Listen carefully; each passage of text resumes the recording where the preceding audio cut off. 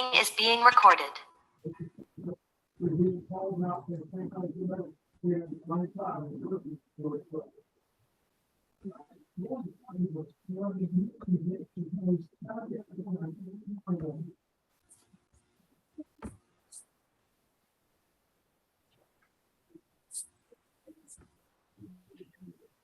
Oh, there's John.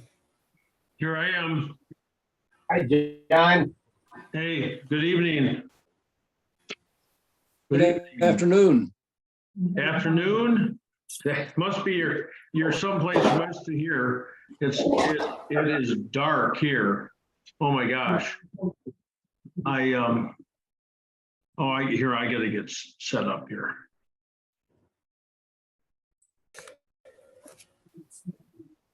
Yep. 5 o'clock here in the Mountain West.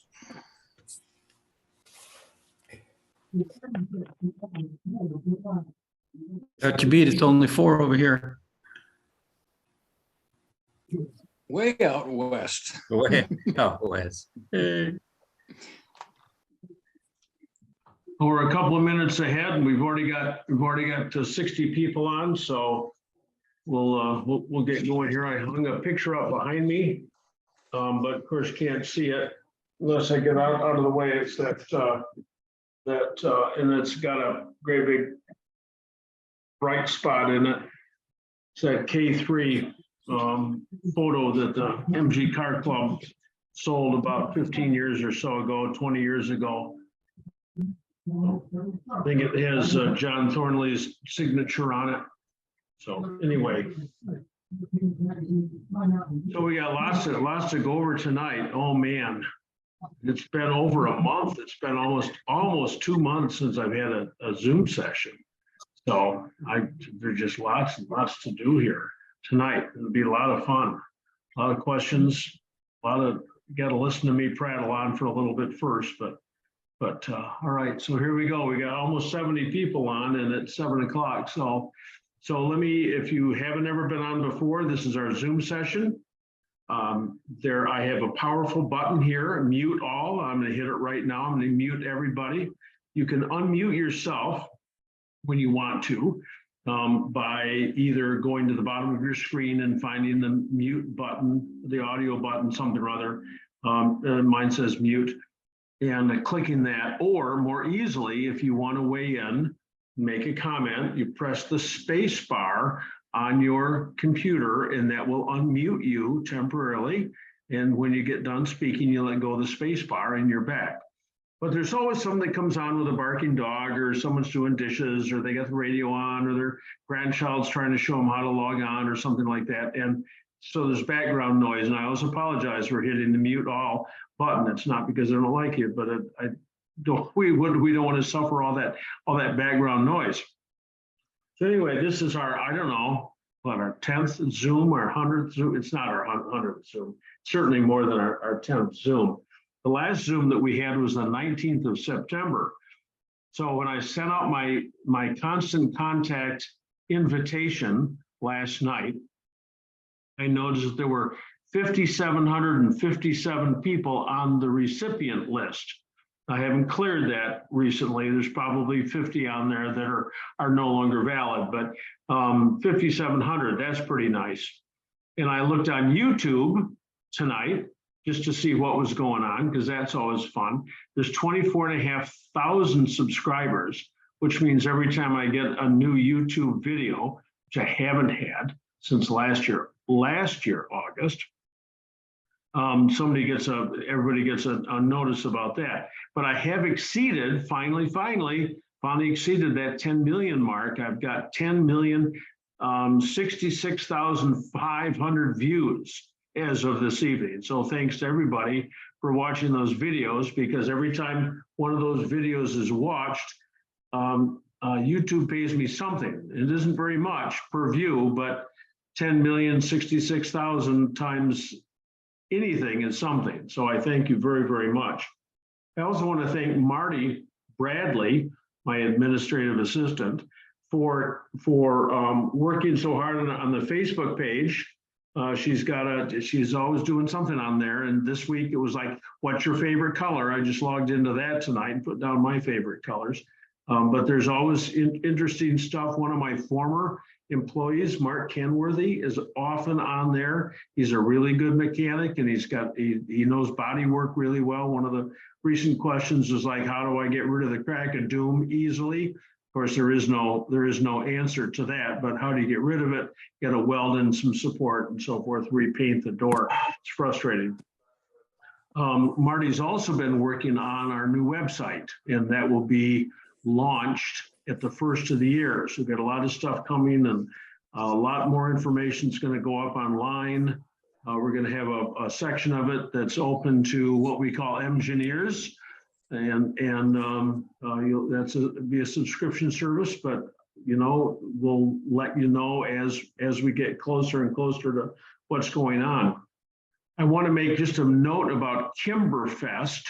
Kimberfest is the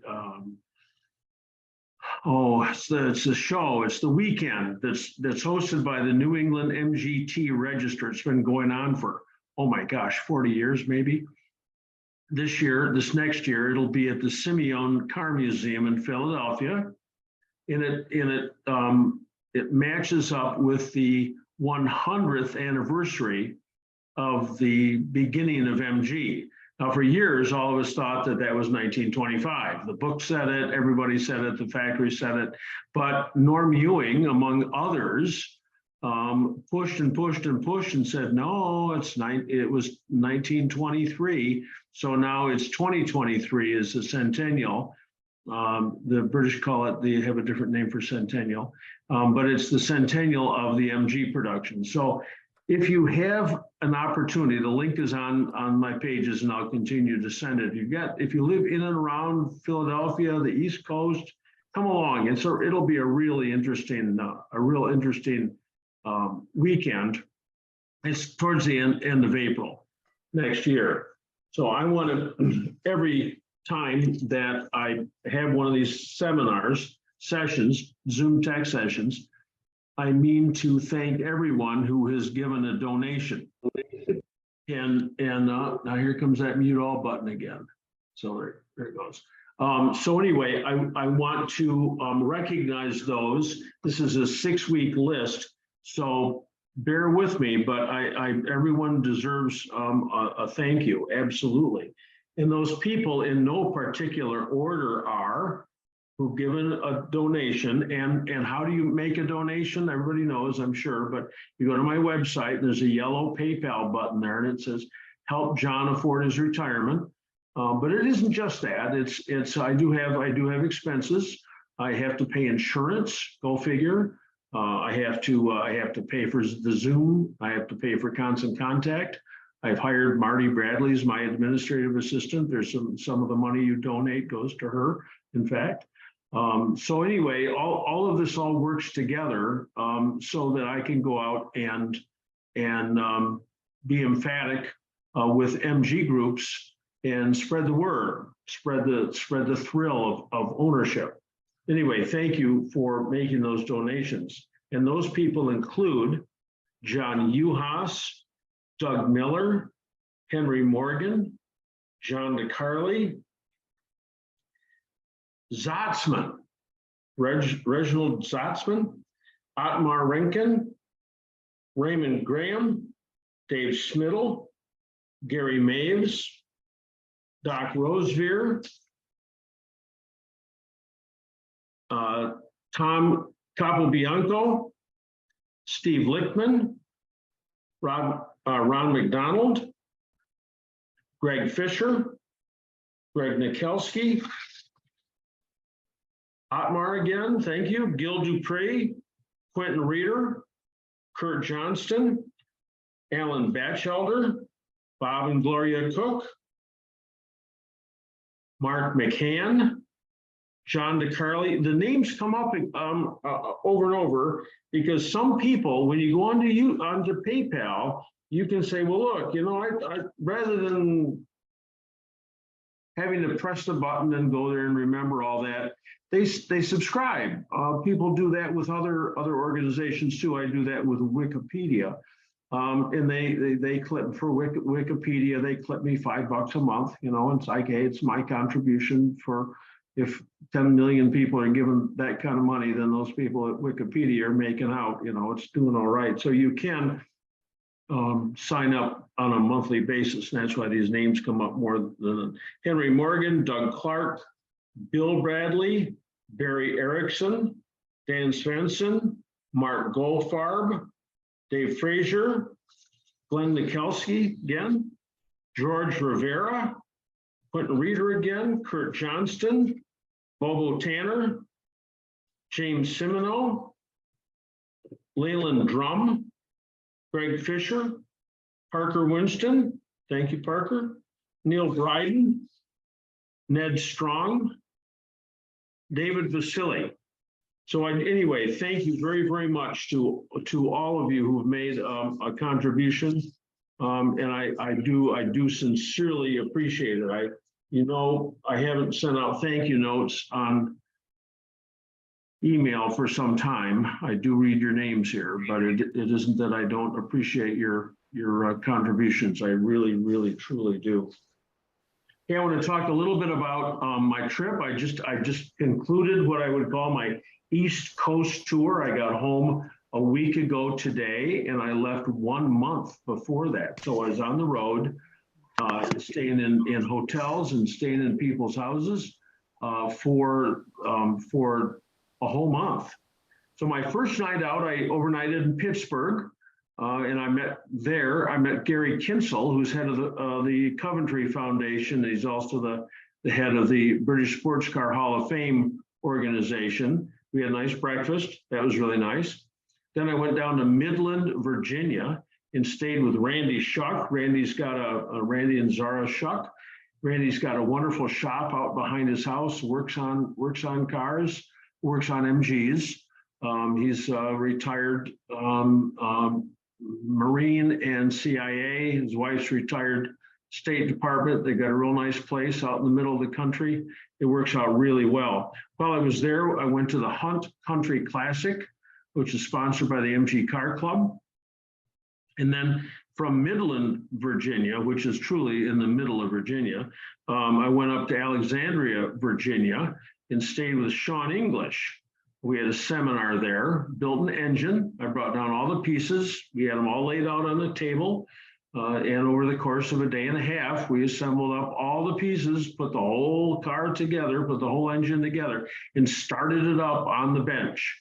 So that was a lot of fun, a lot of smoke, and a lot of excitement there. And a couple of people stopped by while we were there. Also spent an evening with Ed Johanneman, a real nice dinner there. That was very nice.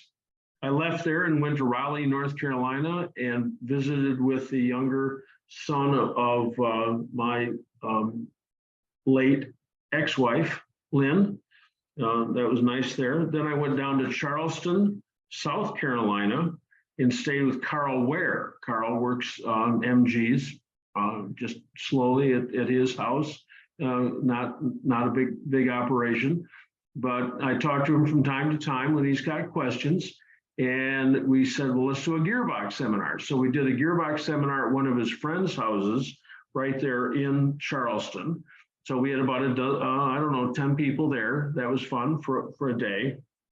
From there, I went to Augusta, Georgia, as a guest of Judge Dudley Bowen, a federal district court judge, and got to see he's always fiddling with somebody else's TD. He was put on the bench by Jimmy Carter, so he's no spring chicken. He's 80 something or other, and he doesn't do clutches. He doesn't do that kind of work, but he's interested in fiddling with cars and just making them run a little bit better, making them look a little nicer. So from there, I went down to Savannah and stayed with Dr. David Capello, and we worked on a clutch, which is why I'm going to talk about clutches tonight, because it was, some clutches you do once and some clutches you do twice. I've done them thrice. I mean, help me out, but this one we had to do twice. I'll explain about that when we get there. So while we were waiting for parts to come in overnight and then they didn't show, I took a side trip up to Buford, which is Atlanta, Georgia, and visited with my late son's good buddy, Sam Wally from the 82nd Airborne Division. They're both in the same unit, and both experienced the same events. So, and then on my way home, I stopped in Hurricane, West Virginia, at the home of Master Sergeant Richard Reese, retired from the U.S. Army. And there's a group of guys there with Triumphs and MGs. And then so we did a gearbox demonstration and ate popcorn and looked out in the shop and had a good time talking about all things British. So it was a really fun trip, but man, am I glad to be home. I'm not going to be going anywhere again until, well, I put that list up on the up in the email. I'm going to be in Rochester, New York in a couple of weeks at a Christmas party for the Western New York MG Car Club. And then I won't be going anywhere again, not planning to go anywhere again until February, when my girlfriend and I are going to Gulf Shores, Alabama. And I'm going to see if I can work something out there with the Southern Alabama British Car Club in Fairhope.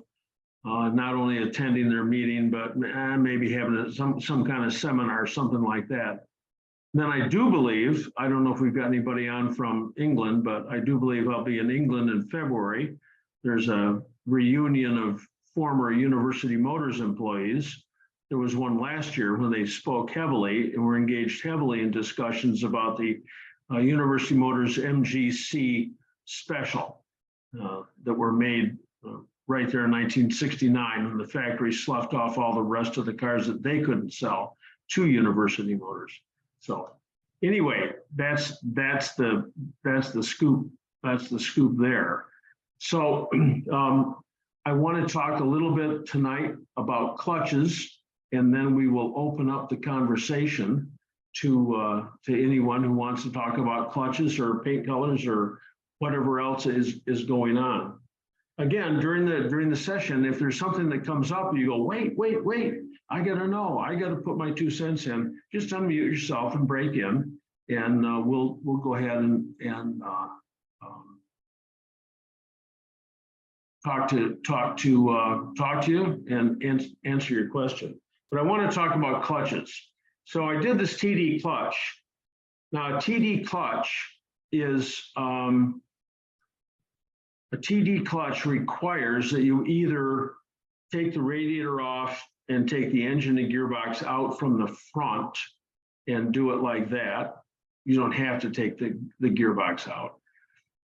But boy, you've got to disconnect a lot of stuff up at the front of the car. It's usually easier on a T-type to pull the gearbox from the inside. But that's not easy either, because you've got to take out most of the interior, not the door panels and stuff like that, but the seats, the carpeting, the tunnel, the floorboards, the toe board. And at this point, you might as well take the hump that carries the handbrake lever, take that off too. And if everything's all great and all the screws come out, hey, you're home free. But the one that I dealt with this past month in Savannah, I don't think the screws had ever been out of the floorboards. So we ended up having to drill all the screws, of which there were many.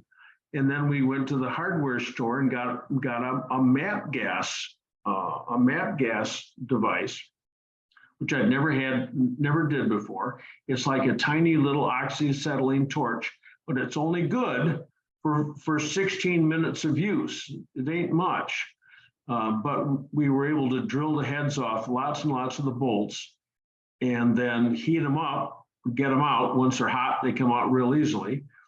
And then I had brought with me, just in case, a 1/4 inch and a 5/16 BSF tap, and an 8 by 1 millimeter tap also, in case we had to do something with the flywheel or with the back of the engine. And I also brought along a helicoil set for a 1.00, because almost always on the bottom of the sump, the 8x1 metric bolts are all stripped out, which they were in this case.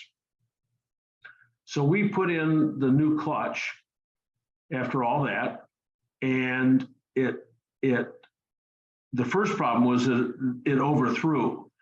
Now later on in TD production, they put a stop. They put a great big bolt towards the rear of the box that holds the pedals, that limits how far the clutch pedal can move, so you can't overthrow. So that took care of that. But I was plagued with a noise that was just horrid, and so we took it all back apart again to change the spigot bush, the pilot bushing, which I guess I should have changed in the first place. So when you're doing a clutch, you get the whole thing apart, the first thing you change is the pilot bushing. Pilot bushing sits in the back of the crankshaft and takes the first motion shaft.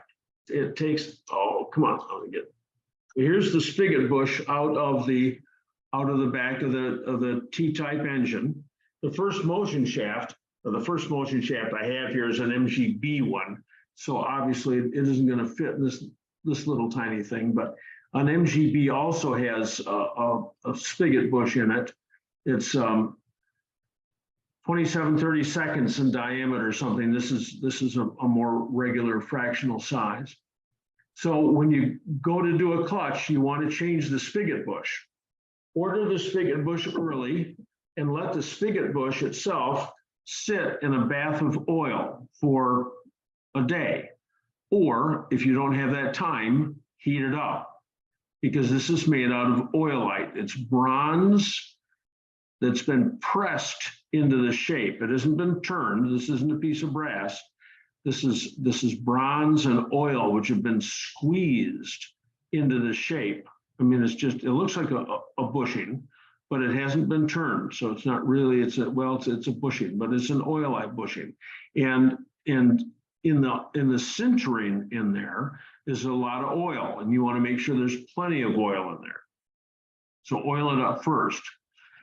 Then you got to get the original one out of the back of the engine. So you can do that one of three ways. I've used all three. You can snap off a little piece of hacksaw, put it in a vice grip, and cut a slot in it. And once the slot's all the way through, you just pull it out. It is laborious. Oh my gosh, it's so time consuming. It's so difficult. You got to saw for a long time. Another way is to use a shaft that's the same diameter as this. This case is 3/4. And you can push this whole area down inside here full of grease. Just keep pushing grease, and then take a 3/4 inch shaft, put it in here, and hit that with a hammer. And when you hit it with a hammer, the grease has got to go someplace. So it wraps around and gets on the backside of the bushing and pushes the bushing out incrementally. Each time you hit it, it moves out, and finally comes out. If the bushing is really worn, that ain't going to happen. The grease is going to come out between the shaft and your rod. You're between the shaft and the bushing. The other way is to take a tap. That's what we did. In this case, a 3/4 inch tap, and you screw the tap into the bushing, and the tap comes out the other side, out here, and eventually hits the bottom of the hole that this sits in. And you keep turning, and something's got to move if you keep turning it. And the net effect is it draws the bushing back out of the back of the crank. Makes it, this is really the easiest and best way of doing it. Makes it pretty easy, but always change that spigot bush. That's the real takeaway from today's discussion. Then, of course, you need a clutch alignment tool, and you can either use a first motion shaft, an old first motion shaft. This is out of an all synchro MGB, or you can buy the one, we bought one from Moss. is somebody put it up on their 3D printer or I don't know, something or other, and it's just a little piece of plastic, but it works good. When you put this shaft into the first motion, into the bushing in the back of the crankshaft, into the spigot bush, and pull it back out, you should actually hear it go. It really pops when it comes out. If it does that, you know that it's got a good fit. The other problem that I had was that we put a pressure plate on. Well, actually, the problem we had was that I ordered a 8-inch clutch for a 7¼ inch car because it had been changed at some point in the past. The information on the engine number didn't accurately reflect what was inside the car. So anyway, we ended up reusing the pressure plate, which isn't a bad thing to do. Pressure plates are just fine. But the thrust plate against which the release bearing pushes is often on an angle, and it ends up wobbling, and you get a trembling out of the clutch pedal. So because it's got 3 fingers, I had a picture in last week's mailer where I actually put this dial indicator on that thrust plate and rotated the engine and watched to see how much this deflected. One time I bought a brand new pressure plate for a big Healy at the shop at University Motors when we had the shop open. And I looked at it and I thought, geez, that doesn't look straight. And I put that dial indicator on, it was off by 1/100th of an inch. It's horrible. But you got 3 levers, you got 3 adjuster screws, you just adjust it until it's all nice and smooth. When we put this back together, the thrust plate was wobbling 20-some thousandths. That's hardly anything. It really isn't much to worry about. But I wasn't going to let anything go untested, because the second time you do it, you're always more careful. And so I worked with it until the deflection might have been 2 thousandths, something like that. Another interesting thing that we had happen, we got the clutch disc, and we had, in fact, we got a couple of clutch discs. We called a couple different places to get clutch discs sent to us right away. And one of them, when we put it on the pressure plate, which is the pressure plate sitting on top of the bench, you could take that clutch disc and rock it, which means that it had a like a Belleville washer. It had a little bend to it. You don't want any bends in the pressure plate. You want that to be absolutely flat. We had a TR6 that came into the shop, and we put a 5-speed in it from a firm in Arizona. I can't remember. Not Rivergate. It was another one. Eagle Gate. I don't remember. Long time ago now. 2010 maybe. And we put the thing together, and it would not throw out. I mean, you press on the clutch pedal and you could not get it into reverse. It's horrible. Now you could start it in gear and it felt perfect. It felt just perfect, but it would not throw out. And so I diagnosed it as a bent clutch disc. And I called the supplier. Oh no, we've never had any bent clutch discs. I'm sure that you're mistaken.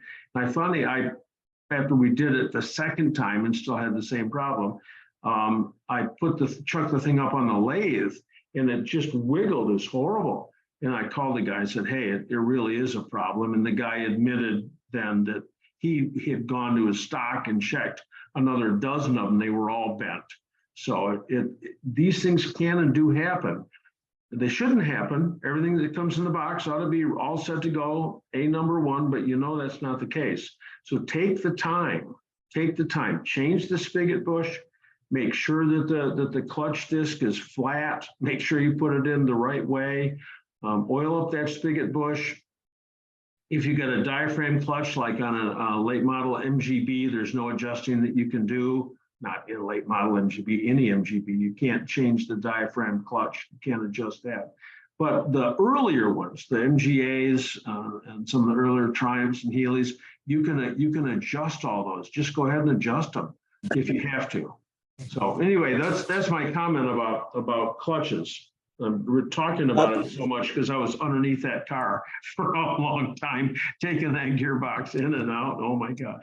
Anyway, One other thing, John, yeah, when I was putting the spigot bush in, the bee, we damaged the, spigot bush. So I got a new one. I had a new one. I put red grease on it. And it did not work. It squealed like crazy. You do have to use oil. And another thing, a buddy of mine worked at Hydromatic here in Toledo, and he had, I don't know if you can see this. He had this made up for me that you slide the spigot bush on this and you hammer on it and it goes in. The only problem I had was, you're talking about that back pressure. When I hit it, it would bounce. So I had him drill a hole all the way through, and so that relieves the pressure. But this has been a great little tool. I've used it several times. now you've got in your hand what we would call a shouldered mandrel. Is that what you got? Yes. There? Yes, that is a shouldered mandrel. Shouldered mandrel sounds like it's a type of duck or something, but it's yeah. Yeah. Yeah. I don't know the dimensions of it. All I know is I set the spigot bush in with the guy and took it into Chevrolet, and he did it for me. So it worked real well. But again, do not use red grease. Do not use red grease on it. I'm not sure it was the red grease that caused the problem, because if you lip the bushing at all, Yeah. it'll squeal. It's got a real high pitched squeal. Yes. It just disappears after the engine gets warm. So if you can suffer it for the first half a dozen gear changes, you're okay. But if you can't suffer it, then you're going to take it all back out. So It's a little embarrassing to do that at a car show, though. hey, When you start squealing like that. Yeah. Okay. Yeah. Thanks, John. okay, Tony, thanks very much. So would someone else like to weigh in on anything we've talked about as far as Yeah, I got a clutches? question, John. Sure. I changed the clutch out of my TF. I don't Yeah. remember the spigot bush at all. That not to say I didn't do it, but if I had forgotten that part, what am I looking at trouble-wise down the road?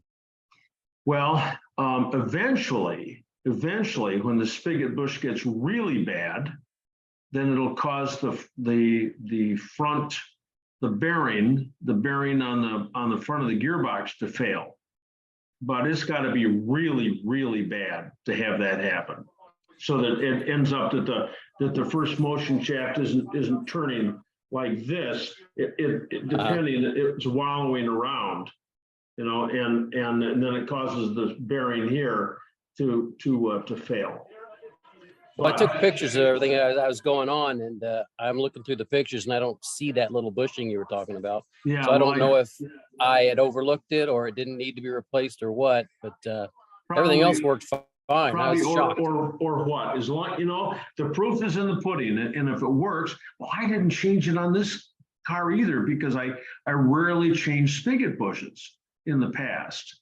Let me tell you, every one I do now from now on, which won't be very many. I don't do very many clutches anymore. But I think that's a real essential thing to change. So Yeah, well, unless it's going to be a catastrophic failure, I'll just wait it out, because yeah.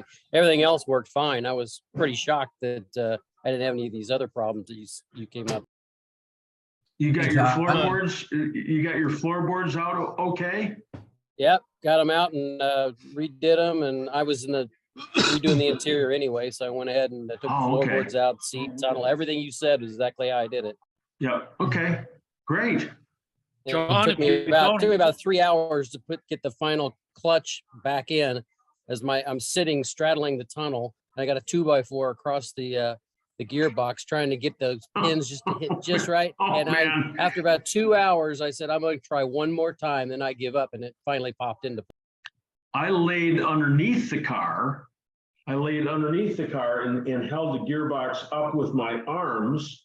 And the owner of the car, who was working with me too, he pushed the gearbox. I was just by myself. I had 2 floor jacks going on at the same time as well.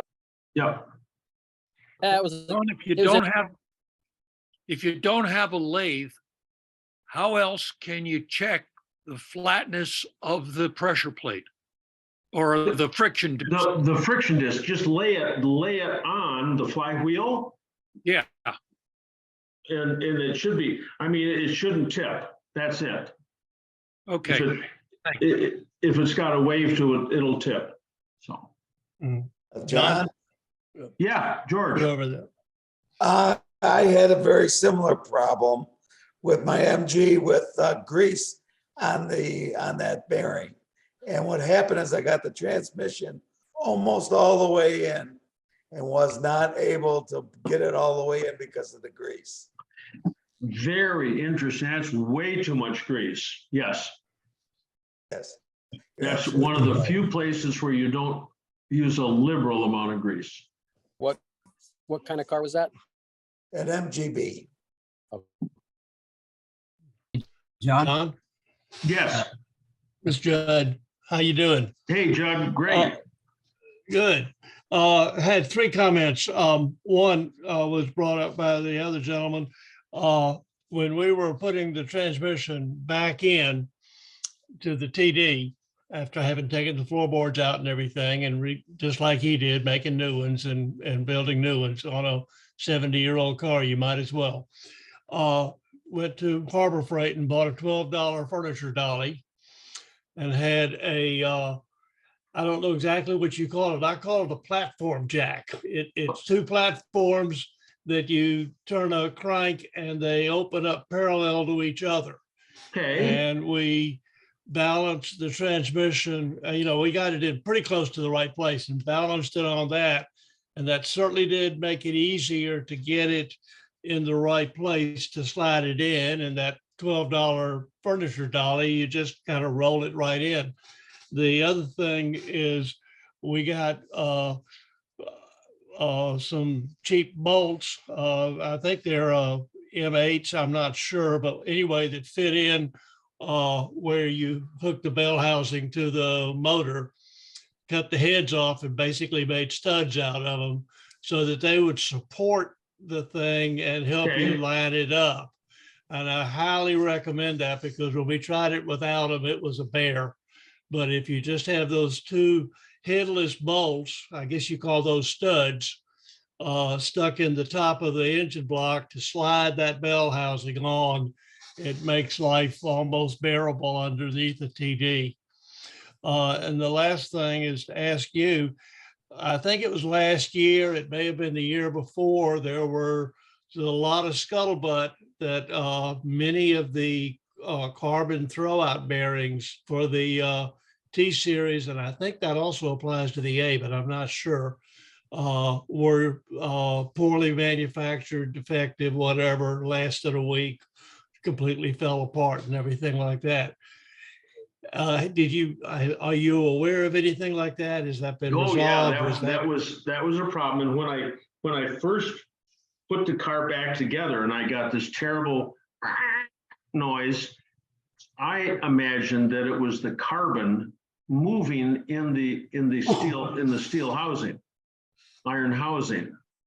And I called my contact at Moss and we had a long discussion, but it turns out that was a problem for a while and it's been remedied. Plus, when you buy a new release bearing, it's got a lot of detail on the box, a lot of detail, the lot number, the data manufacturer, a bunch of numbers and everything. And Moss, at least Moss, if not others, keep track of that. And if there's a problem, they can let you know, if that's it. But that was a problem, but I don't believe it's a problem now.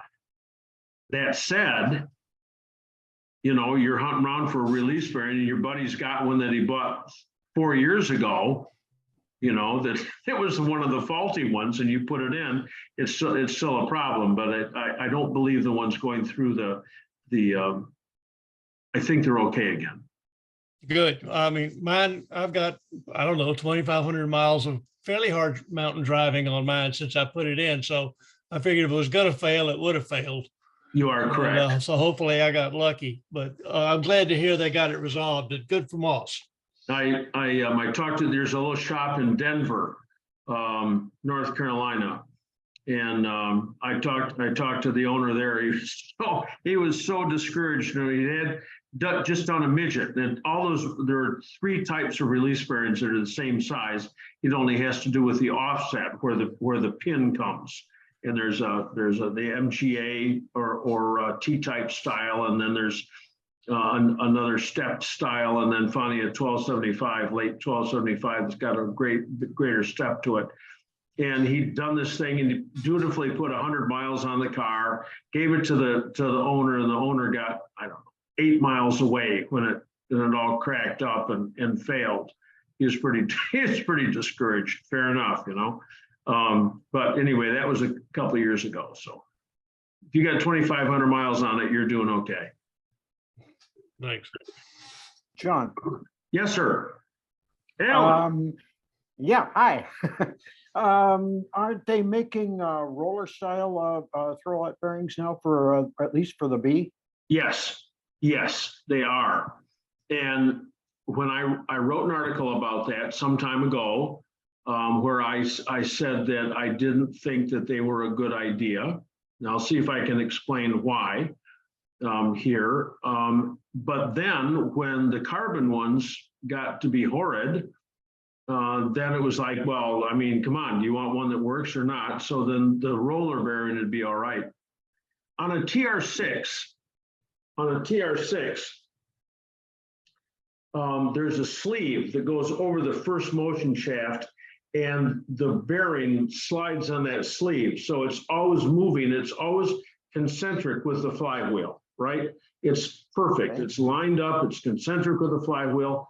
But ours are on a I haven't got enough arms here to hold this stuff, but if this is the bearing as it comes forward, it hits, and it arcs as it hits. So the bearing, you can't be assured that the bearing is going to be concentric with the thrust plate.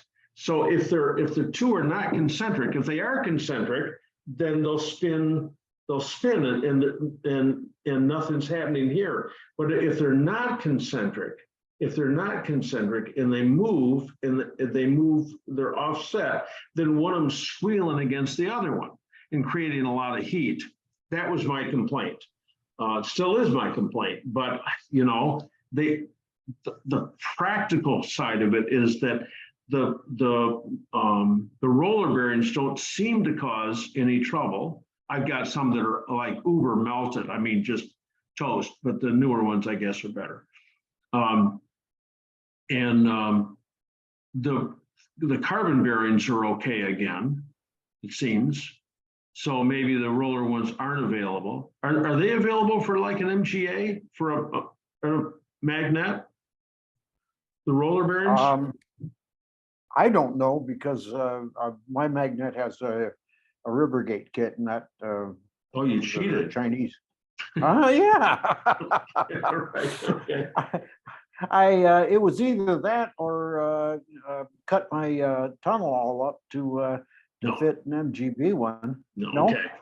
okay. Okay, so I did that to preserve the preserve the magnet. I understand. See So you in at any rate, Memphis next summer. Okay. Any more comments about clutches? And John, Yes. could you describe what the failure mechanisms are that would cause you to need to replace the clutch? There are two clutch problems. One is a failure to engage, and one is a failure to disengage. So the first one, a failure to engage, means that the clutch is slipping. So over a long period of time, the clutch disc gets thinner and thinner and thinner, just like brake pads get thinner. And there's a sandwiching effect between the flywheel and the pressure plate, you know, and it pushes down. But once the clutch disc gets so thin the clutch disc can actually freewheel in there, and that sandwiching effect isn't strong enough to hold the clutch disc. So then you're doing, if you notice it usually first at higher speeds and great torque, 40 miles an hour, all of a sudden you dump the accelerator on the floor to accelerate out, and the tachometer goes right up, but the car goes no faster, and it's so that you've got a slipping clutch. So that's the first problem. And the second problem is a failure to disengage. So that's, you put your foot down, you can't get it into first or reverse. If it's a crash first, can't get it in reverse. That can be hydraulic. It's often hydraulic, but it also can be a failure of the throwout bearing or the pressure plate too. So because you always do the cheapest, easiest, simplest stuff first, you always replace the hydraulics first when you're doing a clutch. Always just replace them first, because you're going to have to do them. I mean, on a T-type, there aren't any hydraulics, but on the A's and B's and midgets and so forth, it's all hydraulics. So you always do the hydraulics first. You're going to have to do them anyway. So you do them first and make sure that doesn't solve the problem. Okay, thank you. Okay. Hey, John, this may be a stupid question. I'm in the process of restoring this MG that I have, and I'm buying the MX-5. I was going to say what year and model, but you must have a B, huh? Yeah, it's a B. It's a 73, 78 / somewhere right in there. Okay. Kind of a combo of both. I'll call it a modified 73. But I'm putting the MX-5 5-speed transmission, and it comes with a clutch. Mm-hmm. So the standard MGB clutch will not work on it. It's a different clutch. I don't know what it is. Correct. I'm assuming I'll need to buy a new pressure plate, since this car has been parked for so many years. Does that just make sense to get a new pressure plate, because they're not that much? Yes. And I guess you wouldn't know. Would it be a different pressure plate since it's a clutch is different? You'll have to read the information on there. Chances are it's the same pressure plate, because that so carefully fits. It's located by 3 little pegs, and it's held on by 6 bolts. And chances are that's the pressure plate that you've got to use. The clutch disc will be quite different. It may be that it's one that's made up by the people that provide the kit, so that it fits the 8-inch clutch that we have, but the inside splines are quite different or something. So right. Okay. That's what I assumed, and I'm just getting ready to do that, and probably need a new throwout bearing as well. So that probably comes with a throwout bearing. The kit probably does, because the first motion shaft on that Japanese gearbox is not 27-30 seconds like this one. It's not. It's right. It's a whole lot smaller. So they probably give you something that you replace or add into the inside of the existing one. Yeah, and the bush is different too. So they do supply a bush as well. I knew that. Right. All right. Very good. I just have to relook at it. It's coming this week. So I just got the motor back from the engine rebuilder on Saturday. So we're getting closer. Great. Still, congratulations. Probably a March, April run date, but there's a lot to do yet. A lot of interiors got to still be put back in and everything. But John, thank you.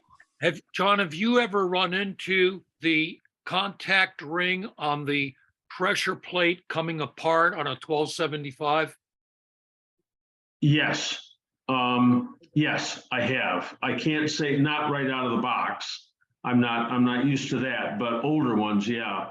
Then that was a terrible problem with MGB ones about 2 years ago, as the thrust plates came apart. it just, I mean, how could that even happen? But it did. And now that's sorted out. But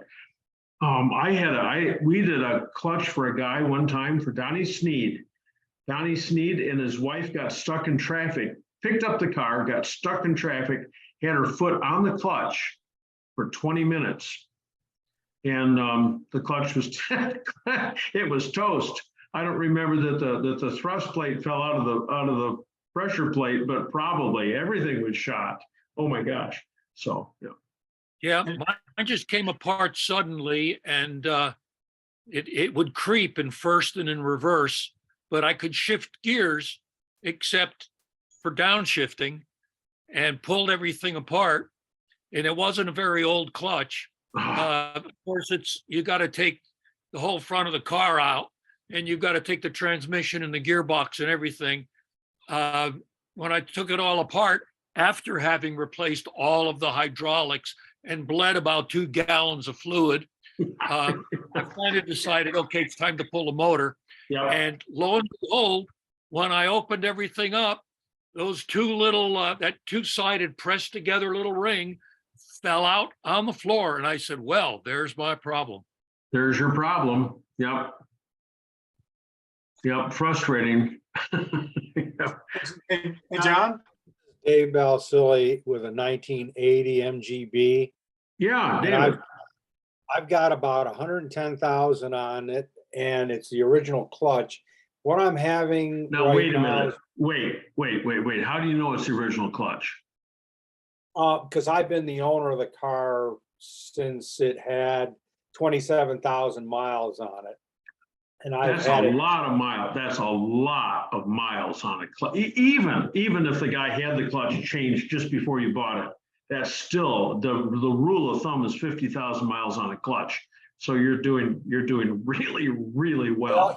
What I've learned to do is baby the clutch. I only push the clutch pedal in when I'm going into first gear and starting off. I don't engine brake the car at all. When it looks like I'm going to have to stop, I take it out of gear immediately and let it coast to a stop. But what I've experienced recently is in first gear, I get a little bit of a squeal on the clutch when I engage it and start off. It squeals a little bit, but I don't have any kind of loss of torque in any of the gears when I'm accelerating second, third, or fourth gear. It's just fine, but it does squeal a little bit. It squeaks a little bit, or it appears to be slipping when I start the car in first gear. Well, that wouldn't surprise me. It could be that the clutch disc is worn out so much that you're down to the rivets, which is literally a wear condition, and metal against metal can squeal. Might be something else, but oh my gosh, you've got overall you got no complaints. That's one of the longest clutches I've ever heard of, or the longest clutch that I can remember that I've heard of. So Well, that's a challenge, John. This clutch, do I need to pull the engine, or is there a way to change the clutch without doing an engine pull?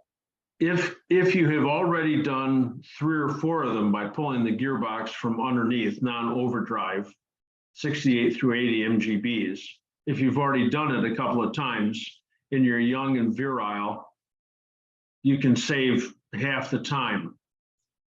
I've never done it that way. Some of the guys in my shop did. They'd roll the gearbox upside down and get it out of there. Oh my, I don't know how they did it. I mean, I know how they did it, but oh, what a task. So no, you got to take the engine out. And it just makes sense anyway. You take the engine out usually just by itself, and then you're left with the gearbox. You can take the gearbox out again by yourself again later if you want, but it's a good time to change all the mounts and it just refresh everything, clean it all up. What about the engine itself with 110,000 on it? Okay, at 110,000, you take the sump off, you change the 4 rod bearings, the 3 center main bearings. You cannot change the ones out on the end. You just can't get to them, not without taking the friggin' crank out of the car, taking the whole engine apart almost. So just don't even deal with those. Just the 3 center mains, the 4 rod bearings and the oil pump. Change those and you get another 50, 100,000 miles out of the car. Okay, good, thank you. Hey, John, Yes, as long as we're talking about clutches, and I put this on the chat window up near the top, so we'll get to it anyway, but 72 MGB, I need to change the master cylinder. Mine's leaking down the pedal. It's This one is of the, MGB B. yeah, B. And so I have the aftermarket style in there, and I've ordered the original style with the metal can and all that. But I know that it's going to be a problem getting to the bolts, Okay. get the thing in and out. I Okay. wanted to see, do you have any tips and tricks? I had read on the Absolutely. forums about tapping the hole. Some people had recommended, tapping the hole in the cylinder so that you're not putting a bolt and a lock washer and a nut. You're putting a bolt with a lock washer and just screwing it through the pedal box into the flange. Sure. I don't know if you have any experience with that, or if anybody could recommend or not. I haven't heard of that before, but that's if you can get over the hump of drilling the 5/16 holes out to 3/8 and Yeah. tap the master cylinder 3/8. I could never do that. I just could not do that. What I would do instead would, of course, it's far more complex, is I would drill and put helicoils for 5/16 fine into the master cylinders, but I wouldn't even do that. So this is what you do. You get an internal star washer, right? The round on the inside and it's got all the pegs on the internal star washer. And you put that underneath the head of the bolt, 5/16 bolt, 5/16 probably by 1 inch. And you put that in the master cylinder, and you can hold that bolt with your middle finger somehow down underneath there with a screwdriver. You can hold it, and you put a lock washer and a nut on the front. You don't have to hold the back. You don't have to hold it. It will not spin with that 5/16 internal Star washer keeps it from spinning on you. Right, and that's also a really handy trick. With a new brake master cylinder, you take the reservoir off the new cylinder. You have to get it out of the way, so you can put the bolt in from the back side and then put the reservoir back on. It just comes off with 2 screws and a star washer underneath those, and it makes it really easy. So, but even before all that, you can buy rebuild kits for your master cylinder. I mean, you're way past that now, but other people may not be. You can buy a rebuild kit, SSB. Oh my God, I can't remember. And you can rebuild the master cylinder in place. You don't need to take it out. You can do it right there in place. And it either works or it doesn't work. If you go down the bore of it with a lamp, and look at it with a mirror, or if you're so exotic that you bought yourself one of those borescopes or something, you can go down. If the bottom of the cylinder is all trashed, it's all rusty, and it isn't rusty because it's all pitted, then it isn't going to hold for very long. But if it's not all pitted up, then you can just go ahead and rebuild it in situ, or I guess most people say now in situ, but my Latin class is in situ. So yeah, that's good to know, because when I did the car 10 or 11 years ago, of course I had both cylinders out and the whole pedal box out, and was able to kind of build it all there and put it in the car. But now I don't want to have to mess with the brakes, and there's not a lot of room there, and so there's not. And also just FYI, on my first MG was a 76 that I bought when it was 2 years old, and I got 126,000 before the clutch was slipping so bad I had to change it. So hey, very cool. All right, John. Yes. I found to get that clutch mess. I'm sorry. Just lost your voice there, George. I'm sorry, to get the clutch slave out. I was able to go underneath the dashboard with a 1/4-inch drive with a bunch of extensions on there. And I was able to get it out. I believe it's about 10 years ago, so. I figured I'd be working up through that hole that take the plug out under the dash with extensions and a U-joint and all that good stuff, so. You're right on the money. That sounds really, really difficult. I've always done it from up front, but I've got, in my toolbox, of course, I've got a bunch of different 1/2-inch wrenches, and you can get something that'll fit down in there. I have something that'll fit in there. On the other hand, whose house was I at? Somebody's shop. We're doing taking a drive shaft off an MGB, and they used a flex 1/2-inch flex drive, universal drive, on a 1/4-inch extension, and put it right on the nut and tightened it right up. I had no idea you could do that. So you persevere. So yeah. Okay. Well, thank you. You're welcome. So do we have some more comments from anybody else on clutches? John. Yes. John. I just want, yep. I just want to make a comment. I bought my TD back in the spring, early spring. And since then I've been basically fixing it up and upgrading it because it did need some attention. One of the things I had a problem with the clutch when I first started driving it was it had a really, a little bit of a nasty bite to it. Start easing it out and then it would take off, which I understand is a common problem with them.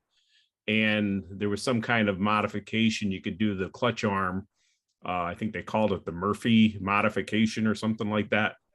But I upgraded the arms underneath, both arms to the clutch with stainless steel that were fully adjustable and a different arm. And I just wanted to, bring that up, and it just works wonderful now. It's just amazing how nice and smooth it is. Okay. There's a article on T-types on moving the pivot hole on that arm on a T-type to make it operate more smoothly. And there's a guy named DeClan, I can't think of his name in Germany, that's on several of the forums that sells a improved type the pair of rods, the T-type linkage. I put them on mine. They work great. Yeah, that's I wasn't really having any problem with the simple old style, but the new ones are good. Yeah, that's actually the one I'm talking about. It's was by DeClan Burns. That's the guy. Yep, and it's a wonderful setup. And I mean, I understand the arm is a copy off of something else, but he makes it and it's already done. It's ready to go in. And it does. It works wonderful. Well, also on T-types, you got to make sure that the gearbox is held fast on those saddle mounts in the back. It's being pulled down because if the back end of the gearbox hops up in the air, that'll cause it to vibrate. And the stabilizer, changing that stabilizer is about half as difficult as changing the clutch. Oh my gosh, especially on a TF. Oh my gosh, you can't get there from here. But if the engine rocks back and forth, you've got no control when you're depressing the clutch. So on a T-type, if you got a juddering clutch, you can just sit still. The engine doesn't have to be running, and just focus on the gear lever and depress the clutch. The gear lever should not move. If the gear lever moves aft, then the whole engine and gearbox assembly is moving fore and aft in the car. So it's those are other reasons on a T-type that you can have a real juddery clutch. It's 8 o'clock. We talked about clutch. Speaking of miles clutches, on the clutch. Yeah, we, last Yeah, time I Bob. had to pull the engine, I had, about 75,000 miles on the clutch. It wasn't even half worn. However, it's a might as well. You get the engine out, put a new clutch in, then new release bearing. So you don't have to do it for that reason again. But yeah, I don't, I'm not hard on the clutch, a lot of highway miles, and plus I shipped without a clutch a lot. My father was a truck driver. He taught me how to do that. It's not hard. So, because that's the worst job on that car, I think, is having to change the clutch. Yeah, my standard line about using the clutch is start at neutral, idle at neutral, stoplight, stop sign, stop, start traffic, put it in neutral, let it freewheel. Your foot should only be on the clutch when you're taking off or changing gears. So in highway miles, you know, there's no wear on the clutch on the highway miles. So people say, "Oh, how many miles can I get on a clutch?" I said, "Well, Donnie Sneed's wife got 20 minutes on her brand new clutch, you know, because she had the pedal depressed for 20 minutes. And on the other hand, I suppose with the way Bob and Gloria drive, you can get on the expressway and drive to California and back and forth and back and forth and back. You put 500,000 miles on it without needing a clutch. So, John. Okay. You know, you talk about taking the pilot bearing out there with the grease in the tap. Tap's about the easiest. Have you ever used wet toilet paper? It's less messy. No, I never heard of that before. That's really cool. I get it. It's the same as the grease. That's the way I take mine out. Because I tried it with the grease and all over the face and everything. Okay. All right. Okay. Now I have a question. I'm working on a MGA. I'm planning on putting a 71 GK5 main in it.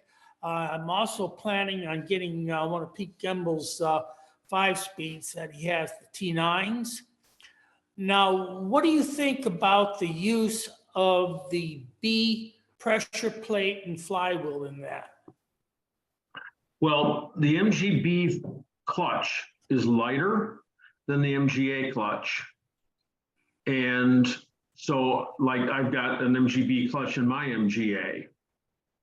On a standard MGA gearbox, you have to put the front cover from an MGB gearbox on it. So that it'll support the fork and get all the dimensions correct. But if you're changing the gearbox, you're buying a gear. People change that with the arm in there, but I'm worried more about the flywheel. That would be a B flywheel, correct? Yeah, just keep the B flywheel. Yeah. Okay, and then they put the B clutch in there on their pressure plate and flywheel. Then correct. Well, his flywheel on there. All right, thank you. You're welcome.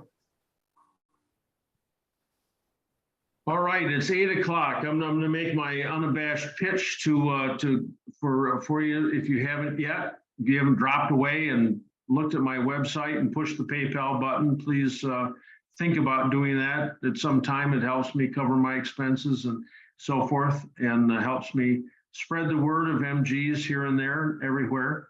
So thank you very much for that. And now we're going to start with our chat section. So Rob Brackett, who drives a Bug-Eye Sprite, says hello from Michigan. So hello to Rob Brackett. Paul M. The top ends of 4 push rods for my X-Pag engine are loose. Is it advisable to spot weld them, or should they be replaced? So on a T-type, the bottoms and top, the push rods are just tubes, and then you've got a top and bottom that are spot welded into place. And then you can spot weld them right back into place again. There's no problem at all. Sometimes it's hard to spot weld because, of course, no matter how clean you try to get them, they are immersed, of course, in oil. There's oil all through there, but just spot weld them. When they get loose, they make a tremendous racket, and sometimes it takes a while to figure out why it's doing that. But Paul, that's not uncommon. at all. And I used to put a spot of weld on them myself. And it just took care of it, so. Eric Van Note, everybody, 72 MGB. Need to replace the clutch master cylinder. Any tips or tricks? Eric, are you- That's the one we just talked about. we just So, did, okay. I appreciate you. Yep.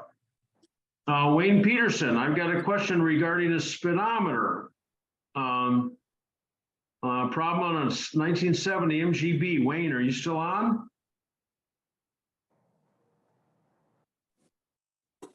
Here, I'm here now. You hear me? Okay, so what's up? Well, I gave you another note that gives all the details, but the details are this. Oh, I see it here. Stops after 10 minutes.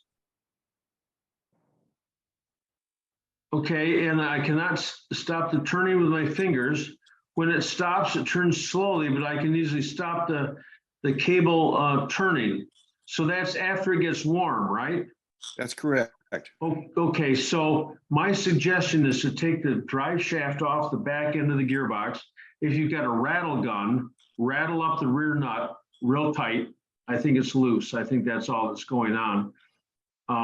And if you don't have a rattle gun and you've got to use a breaker bar, the problem is you can't hold it fast and get that tight without making something that you can put 2 bolts through and holding, 2 pins to hold that rear flange from turning. But if you got an air impact gun or a battery impact gun, that's a big nut. I think that's 1 5/16. It's a great big thing. And just rattle that thing as tight as you can get it. That'll probably take care of the problem. I'll give it a try. Thank you. Yeah. Would that be the same answer if it was an MGA? No, because an MGA, the gear on an MGA is keyed. It's got a key, but they dropped the key off in the MGBs. Of course, that maybe somebody had it apart and didn't put the key back in. So, I mean, you always do the easiest stuff first. So, yeah,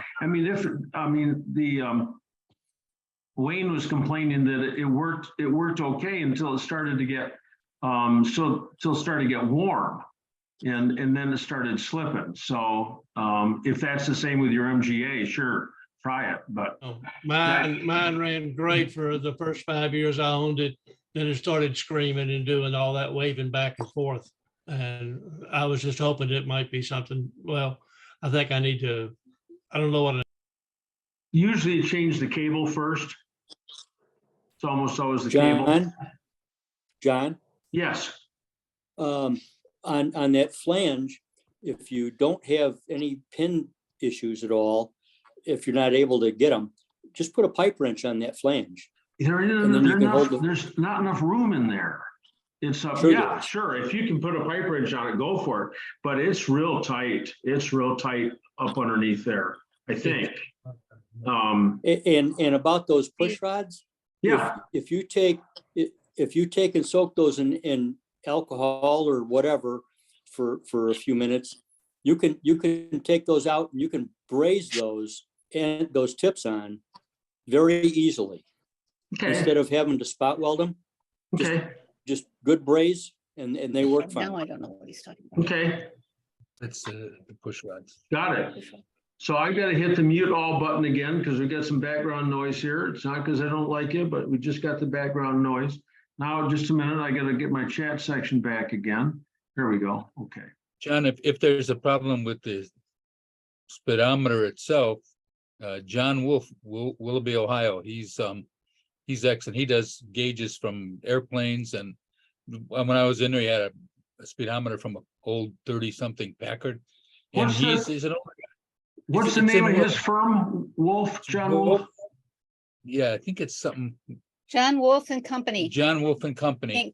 Inc. I asked him, he seemed to be a bit old, and I said, John, are you going to be retiring soon? He says, I'll retire when I fall off the bench. So he's going to be there. He's going to be there a while, and he's very good. And it wasn't cheap, but it wasn't overly expensive either. But Neisinger is no longer in business. So John Wolf is an option. and West Valley Instruments in California is also an option. I know there's some other places around that do it too. Okay, moving on here, Marty has posted a thing up about the Kimber Festival in the chat section. Really, if you're in the East Coast, come along to that. That's just fun. So it's just a whole lot of, they're hour-long presentations, and there's 6 or 8 of them during the course of the day. There's a little swap meet, and there's a time that you can stand up and talk about your favorite MG book. It's no tune-ups, nothing like that. This is all. Last year we had a discussion, a technical discussion about lights, the LED lamps. That was very illustrative for me, because I bought 2 sets of LED lamps and put them in my daughter's car, and I could hardly see anything. So I went back to the old incandescent 1157s. Well, it turns out that if you buy a white LED, there's no red light in it. So that's why it doesn't illuminate a red lens from the backside. So it's interesting. And there's Fred had more information about SU carburetors than you'd ever imagine anyone would ever collect in their lifetime. And there was another one, Tom Lange from Maine, had Go Fast parts for T-types through the 50s. All these bizarre things that people had. Well, they're not all of them are bizarre. Superchargers, all kinds of, and he had them right there. You could look at them. Scirocks and Wades and Judson superchargers. And another guy had a very interesting discussion about Sir William Morris, and there's some intestinal problem that he had that plagued him his entire life, and therefore he left a great mass of his fortune to some medical schools in England. Anyway, it's an interesting thing. So, all right, here we go. Preston, to everybody. Preston's got a 79 MGB with disc wheels. Are you still on, Preston? Yep, I'm here. Okay, all right. Where are you from? Atlanta, Milton, North Atlanta. Oh, just up by you in Buford there then, huh? Yeah, I was gonna say, you should have stopped by. Yeah, hey, if I'd known. 1979 MGB disc wheels, pull rear axle hub to replace the axle seals. Should I put anti-seize or oil on the rear axle splines before installing the hub and torquing the nut? I'm a fan of grease. I'm just a fan of grease. Those hubs probably came off pretty easily. What holds them in place is that split conical ring that fits in tight. That's what holds them in there tight. If you do use grease or anti-seize, you could use either of them, put it on the hub and push that onto the splines. Because if you put it on the splines and push on the hub, it'll all garbage out on the inside. And then when it starts spinning, it'll blow out and get on the brake shoes. So put it on the hub itself. So yeah, I would use something, yes. I use grease a lot. I use a lot of grease, a lot. I mean, when I pulled it off, it was dry, but of course it's been probably on for its entire life. Yeah, just wanted to check. Sure. So, but I agree. I don't want to put too much on because then I just ruin the brakes. So. No, you don't want to. If you put it on the axle splines, if you did, and then push the hub on, then you got to pull the hub back off and wipe it all off again, and do that a couple of times, so that whatever you pushed forward or towards the center of the car won't spin out and get on the brake shoes. Okay, perfect. Okey-doke. Thank you. David Halliday, I've got good shoes on the rear of my 68 midget and properly adjusted, but the handbrake lever still points skyward. I've always been told that the cable's not adjustable, like an MGA and an MGB. But you've been told wrong. All the pivots seem nice and tight with no appreciable wear. Is it time for a new cable? David, are you still on? Where are we? There's David. All right. Hi, John. Yes, I am. Here I Okay, am. so as it turns out, it's not the inner cable that's adjusted, it's the outer cable. And where it enters the drive shaft tunnel, the outer cable, there's I think it's a 9/16 wrench that you need to unscrew the two jam nuts, and then you can move the outer sheath in or out. That's how you take care of of getting that handbrake in the right position. And it takes up the slack. Yes. Yep. Well, actually, John, just on a note, I'm calling you from Melbourne, Australia today, but we've met a few times at Wroxall Abbey. Yes. You gave me a lift to the station one time. Yes. Yeah. Very nice.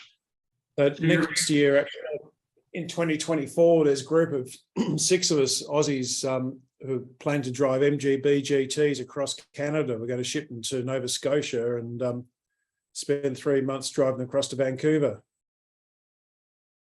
I went to an event in Halifax and a couple of years ago, and I talked to my host, and I'm sort of ignorant of the East Coast of Canada. And I said, well, when do you lose your snow? And he goes, no, we're maritime. We don't lose any snow. And he said, besides, we're at the same latitude you are, only a little farther east. And I got in an airplane in commercial aircraft in Toronto, and we flew all day to get to Halifax. It's a long way from here to Halifax. It's only 2,000 miles from here to Vancouver, I think. But gosh, it's got to be another 2,000 miles out to Halifax. That's a long run. So you'll be coming right over the top of Michigan. Oh my gosh. We will. It'd be nice actually to drop down into the States and catch up with a few of you guys, Alan Batchelder and a few of the others as well. So absolutely. Yeah, we were going to do it next year, but we run out of time for planning. So we're going to do it in 2024. So next year we're going to take part in a few of the MG 100 events. There's an event actually in Tuscany that the MG Owners Club of Italy are putting on in May, which should be a lot of fun. And then, of course, there's the events. MG Live next year will be a big one. And so take part in a few of those and then do Canada in 2024. Lots of fun. Gosh. Yeah. And we should get you out to Australia sometime, John. Hey, if you bore a hole right from my house down through the center of the earth, it doesn't come out in China. That's what they told us when we were kids. It comes out into the ocean about 500 miles away from Perth. So you guys are exactly as close as you can get today, exactly on the opposite side of the world from Grand Rapids, Michigan. So, okay. Well, who comes down to Perth from Toronto? Peter Mittler. Peter Mittler. Thank you. Yeah, thank you, John. He hangs out in Perth, doesn't he? I'm sure he does. Yeah, I believe that's where he goes. Yeah. If he's not there already. Yep. Okay. Well, anyway, thank you very kindly for weighing in, and you ought to be able to get your midget brakes adjusted now. So I'll do that. No, thank you very much. And it's now that I'm back in Australia, I can actually join in, because when I was living in the UK up until a couple of months ago, you started at midnight UK time, which was never all that friendly. But here it's 11 o'clock in the morning, which is great. Hey, how nice is that? Yeah, no, thank you very much. All right. Thank you. All right. Our next one is Doug Wolfire. You're local. Doug, are you still on? Yes, I am, John. Yeah. Hi, how you doing? On a 67B with a tube type rear end, I hear a quiet rotational squeak from the right rear. Okay, thinking that may be a rear wheel axle bearing. Thoughts on this? So is it more when you're going around a corner or when you're all the time? Interesting. I think it's when I go around a right-hand turn. Okay. So imagine that the wheel is flexing. I mean, you've got a axle shaft that's as big around as this, right? It's massive, but there's a lot of force on it. And when you go around a corner, just barely, it changes position, just barely, and rubs the backing plate. So to figure out where it's rubbing, all you have to do is take the brake drum off, and you can see where it's shiny, where it's been rubbing. Or you can look on the brake drum too and see where it's rubbing. And you can take a file on the brake drum or a disc grinder or something or other, and zzz, take off the high point off the drum. It's done. It won't squeak anymore. So I'm sure it's just the interference of the drum and the backing plate. So it's really easy to fix. Well, it's much easier to fix than trying to change a bearing or something.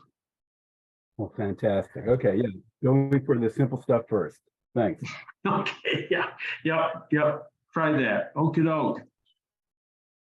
All right, Larry Prang. Here we got. I managed to get my oil pressure relief valve out. I had to tap the inside of the valve, then threaded a bolt into it with a jam nut and washer pushing up against the block to pull it out. Oh my gosh. When did we talk about this before, Larry? Was it here? John, yeah, exactly. I live here in Grand Rapids, actually, and we talked about it before. I could not get that thing out. It was stuck in there. It was jammed in there so hard. I did everything I couldn't get it out because being jammed, it would, at idle, I had 10 pounds of pressure because it was letting the oil by. You know, when I accelerated, it went right up to, 60 pounds or so when I revved it, but at idle, it was down at 10. And I could not get that thing out. Tried lots of stuff. I ended up putting a tap in a right angle drill, and I tapped it. And if I can, I'm going to try to share my screen with you so you can see. Oh, it's disabled. Okay. It's not allowing me to share my screen, but I found I figured out, I can't even remember. It's been a while since I did it. I did it over the summer. Found just the right size tap. I managed to tap it out, and then I took a long nut, put a washer on it, and then I put a jam nut on it, and then a washer, and then I threaded the bolt into the threaded valve, and then tightened up the jam nut against that washer, and the washer pushed on the block, and it popped it right out. But it was crazy I had to do that much. I've got one that we attacked with all kinds of tools. I never thought of doing that. I have threaded a tap into it before, but your engine is still in the car. It was still in the car, yeah. Yeah, that makes it even more exciting. Well, congratulations on coming up with a method of doing that. Yeah. So and then it went right up to it idles. It has 50 pounds of pressure at idle now, and it's good. Beautiful. Good. Sometimes on a rebuild, those you get a little bit of junk caught. You haven't got it cleaned out, and it goes through the oil pump, and then because that's yet all before the filter, and it'll get caught in the oil pressure relief valve. So, but I think there was strafing on the side of that valve when I took it out. Like that's real. I'm amazed that you were able to tap it, and it didn't turn. It didn't turn when you were turning the tap. But apparently it was that tight. So yeah, yep. Very cool. Very nice. So when are we talking? What's that, Judd?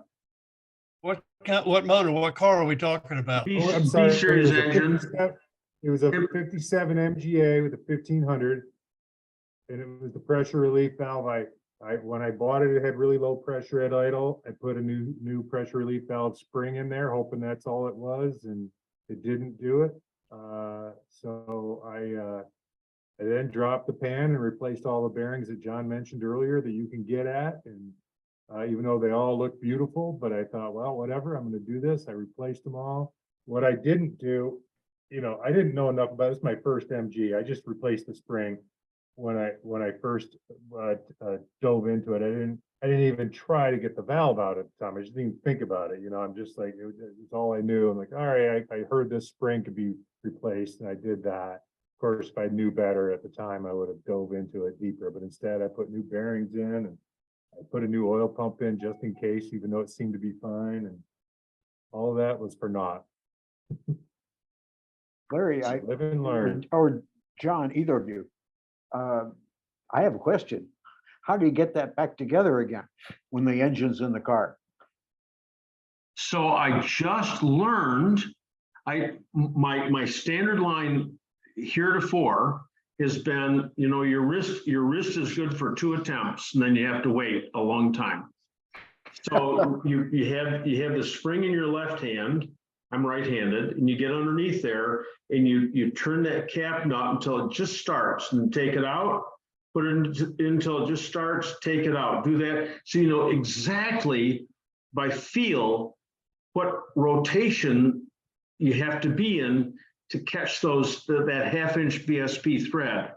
Then you put the spring in, put the nut up there, push it in as hard as you can and turn it, and it catches the thread. Okay. Yep. So that's what I've done. So in Hurricane, West Virginia, Richard Reese says, "Oh, dude, no." He says, "You take the end of, you know, it's a rounded, that cap screw is rounded." He says, "You grind it flat, you drill a dimple in it, you take a screwdriver, put a 90-degree on the screwdriver, shave away it so you got a point, and then you get a screwdriver you can put up in there and angle it and push that cap into place." Finding the correct rotational position to start with is really handy. Then you're not winding at 360, hoping it'll start. But anyway, Richard Reese just gave me this really handy way of doing it, as long as you've got an exhaust there to angle it against the exhaust. If the exhaust isn't there, then you got to use a block of wood. But anyway. So Alan, I did, as John says, I figured out where it started, and then I took a Sharpie and I put a little mark on the cap and a mark on the block and made sure I lined that up. So I knew exactly where those 2 threads were just going to start, and pushed it in, and then just a very little spin and it slid right on. Usually, if you've got a problem with the valve, you can start the engine up and the oil pressure will blow it out. I tried that. I just Yeah. made a big mess. It's leaked by it. Didn't blow it out though. Yeah. Well, Larry, thank you very kindly for those tips about how you get that changed. Thank you both. I found the easiest way to get it back in is I have a neighbor with real strong hands. The neighbor trick. Yeah. Hey, kid. Yeah. Okay, let's see. Janet, I found a place to rebuild Lucas Motors. Eurton, EURTON Electric in California. They do not refurbish starters and generators, just the armature field coils. They rebuilt my 1969 MGC GT wiper armature. So this is an armature winding place, apparently, or close to that. So Janet is, oh, that's from Tony. Okay. Yep. EURTON, Eurton Electric. So that's very cool. Thank you. I will keep that in mind. There's so few places that do that stuff. So thanks. Tony Choviak has passed that along. That's in the chat section. Okay, here we got Ott. My 78B has a crack in the head and some antifreeze is seeping out by plug number 3. This past week, I got a used head from a friend, but does not have a machined area on the back for the hot water return from my automatic choke. Is there any way I can modify the head to get a hot water return into the head? Yes. Yes, and that is that you select that same spot, maybe just a little farther to the rear. Drill it, tap it 1/8 inch NPT and thread in a 1/8 inch NPT pipe nipple. It's done. We used to do that at the shop a lot. So, One are you- page. are you on right now? Here, yep. So you select that same spot, you know, it's creepy because if you're, you know, that exhaust port is right underneath there. So you drill, you just select a spot just a little farther to the rear and punch it, center drill, or start the drill with an 1/8 inch drill bit. And then open it. I don't know, I can't tell you what the tap size is for 1/8 inch NPT, but you can get both those at the hardware store. You can get the nipple and you can get the tap.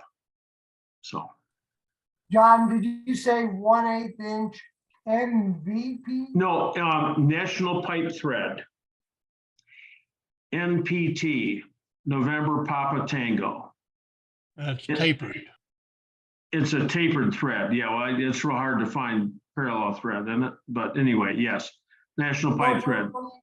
It's only an 1/8 inch hole?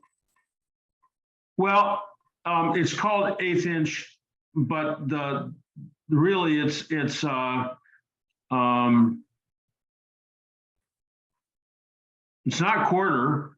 Quarter's 1/2 inch in diameter. So it's 1/8 inch. 1/8 inch. It's bigger. I don't know why they call it 1/8.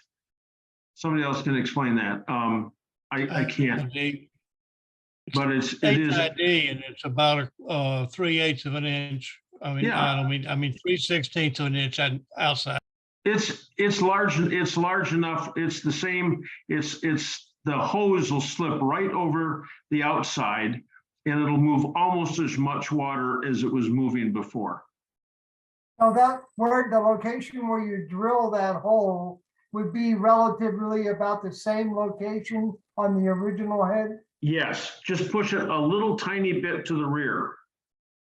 Another 1/8 of an inch to the rear or so, yes. And the surface is not flat there, so that's why you're putting an 1/8 inch, and you put an 1/8 inch hole in first, you know, for a guide, and then following it through. And you're probably gonna drill it 1/4 inch around that size, and then put the tap. But you know, you'll have to look up and see what the tap size is.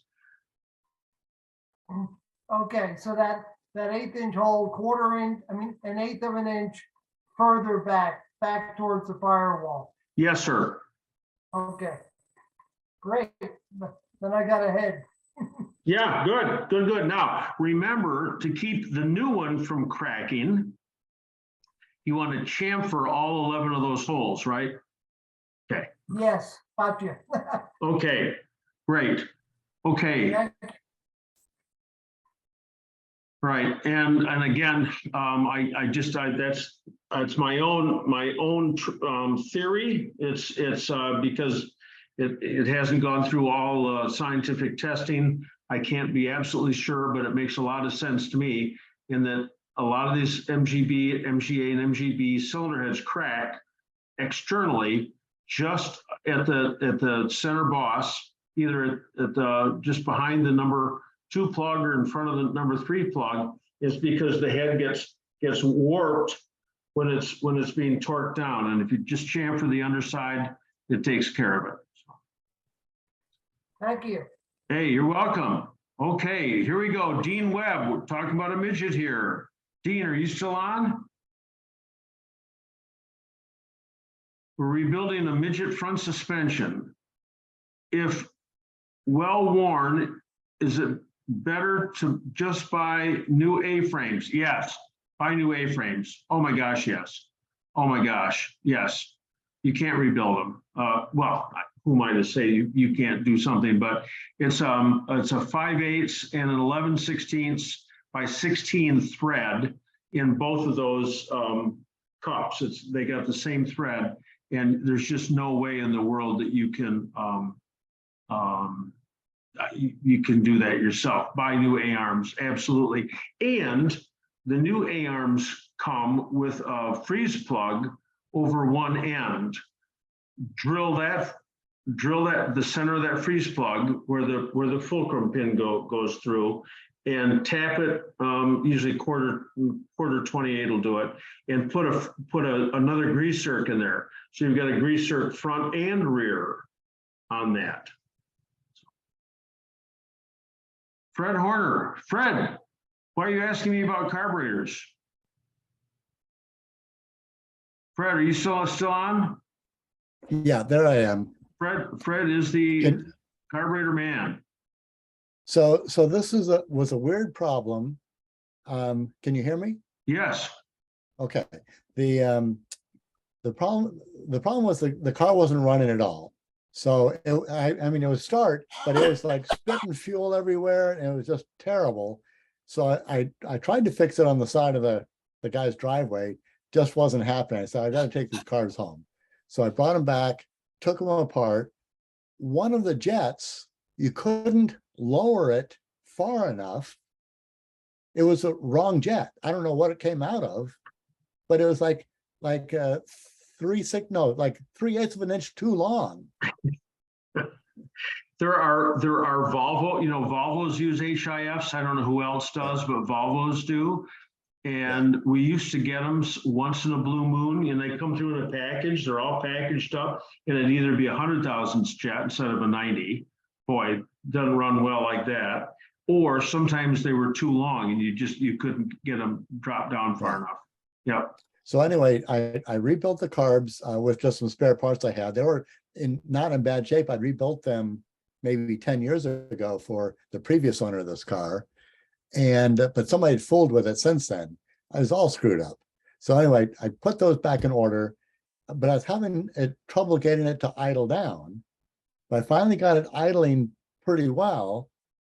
And then when I started it up, like on my last adjustment, started backfiring through the carbs. And we did have a vacuum leak on the gulp valve, or whatever you call that. So we plugged that up, so we didn't have a vacuum leak.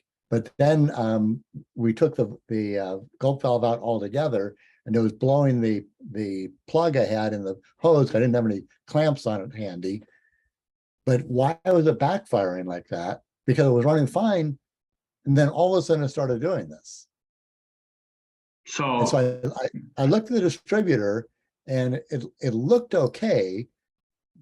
Two things. One was I thought maybe the points were collapsing, but the other problem was I thought maybe the condenser was going bad, because this might have been that era when the condenser were bad. And I'd put this car together probably about 10 or 15 years ago, and but it never got driven. So this guy bought it, and somebody had been fooling around with it and had the carbs all messed up. But then, as I say, it started running okay, but then it started backfiring, and it would only run if the accelerator was pressed like 3/4 of the way down. And you had to kind of keep fiddling with the accelerator just to keep it running, and then it would go kapow, and it'd blow all the plugs out. Sounds to me like it sounds like a textbook bad condenser. It sounds like it to me, but I just haven't been back to verify that. I sent you an email, but you never replied back. Who, me? Sorry. I know you're on a road trip, so. Yeah. Anyway. Yeah, well, no, since no good deed goes unpunished, it only makes sense that you'd spend a whole lot of time with the carburetors and have yet something else in the system fail. So, yeah, I'm not keen on HIS. Oh, the other thing I was going to say about the jet is that, the jet tubes can pull out of the plastic holder in the bottom. So sometimes you just take them and put them upside down and take a little hammer, like your little gasket hammer, and go tunk, tunk, tunk, tunk, and make it the same length as the other one. But I know there are different lengths of ones because of these, they might be HS or HIF6s or something. Well, those would take 100,000 jets, but something, I know there's some confusion with Volvo carburetors. Yeah. I did check some HS6s that I had, and they were the same length as but just they were 100,000s instead of 90,000s. So they were, but they were the same length. Okay. Anyway, I will pursue that with the ignition now, and that, I think that's, I just want to confirm what I was thinking. Get that smog stuff off that car, if he'll let you, and if it's legal or not Yeah, enforced. it is legal. It is legal in Mass. So, I mean, every now and then there's somebody that has all that smog stuff on.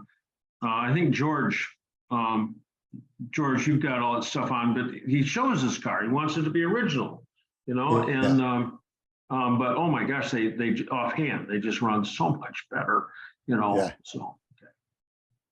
Well, one of the things I did when I did those HIFs is I put in the solid throttle plates too. Yes, yep. Yep, that and the, or soldering them shut, that works too. Unless you look at the cross section of the disc and you got this great big thing sticking up, interfering with the airflow. And then changing those number 13 O-rings in there that with Viton O-rings on the rotary choke.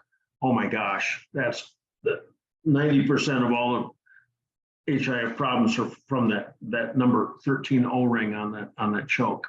So Yeah, I checked that. okay, Fred, thanks. Thank you. You're gonna be that's out your way. You're gonna present something else at the Kimberfest, or? I haven't talked to him yet, but I thought I might do a more detailed talk about the MGT series carbs, the history from the TA through the TF. And I did a paper on it. It's supposed to be going in the TSO, but it hasn't been published yet. Okay. I can send you a copy if you like. Hey, it's always fun. It's always fun to share all this information. So thanks. Okay, all right, Fred, real pleasure. Let's see, Doug is back on here again. Experienced premature angle drive failure. Mine failed within 2 years. So we're talking about, Doug, are you still on? We can talk about your Speedo. Yep, and that is at there's a 90-degree drive right down at the gearbox so that the Speedo cable doesn't have to make a really tight corner. So my suggestion to everybody is get rid of it. Get a 1974, for instance, overdrive Speedo cable and hook it straight into the gearbox and loop it way around underneath. You get rid of it and it goes right up to the Speedo. But if the cable or the Speedo, if either of them are dragging, you know, causing rotational friction, then that 90-degree drive will fail. I had a box of them at the shop. I always took them off. Just had a great big box of them. I think I still have one or two around, original ones. I don't, because the new ones, you know, God knows that the new ones aren't probably made quite as nicely. It has a Smiths unit. They made all the instruments and cables and stuff. So This is an overdrive transmission, so I'm got an overdrive cable on it, of course, because I'm going to need to. And you know, following your rule that before I get under the car, I should check what's easy. So I pulled the cable out of, you know, the inside part of the cable out and re-graphited it going back in. Okay. Easily. But again, this is an angle drive that's, you know, 2 years old, so I'm concerned about the quality of the make. And what failed on it was the inside square shaft can turn freely in the gear in which it sits. And you know, so it sounds like a binding failure, perhaps. But the you're talking about the little finger that goes into the gearbox. Correct. Okay, so that used to be a square. Where am I? Yeah, that used to be a square, right? And then the modern ones, they cheap out on them and they just put a diagonal on them. They're no longer square. So it's really easy for them to fail. I know I've taken those and put that little bit of cable that comes out, put it on a hammer and take another hammer, give it a crack and it widens it out and then it fits in there better. So, Okay. Well, angle drive is in the mail. okay. All right. Let's see, here we go. Rodolfo from Monterrey, Mexico. Are you on tonight? Rodolfo, you still waiting for your answer? Oh, yes, I'm here. Hello, everybody. Hey, Nice to see you hey, again, great, Olga. Great. So you're officially, you're the one and only Mexican member of the North American MGB Register. When we started that, you know, as we called it the North American, and so we worked really hard to get the flag incorporated into our logo. Now, we got lots of Canadian members, you know, and of course a jillion American members. But hey, congratulations for being the member. Just to say hello and thank you so much. I always learn a lot from you, from everybody. So I'm happy to be here again. Thank you very much. My Spanish hasn't caja de cambio. I think that was the extent of my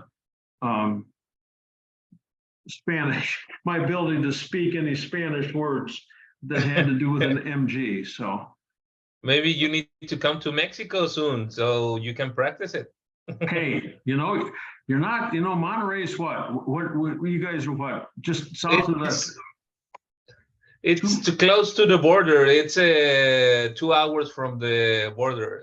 Okay. From Texas, from Laredo. Yeah. Very cool. Very cool. Well, hey, thanks for being here. Thanks to you.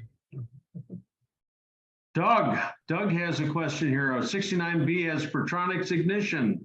I think the ground wire, a very thin black wire, is broken.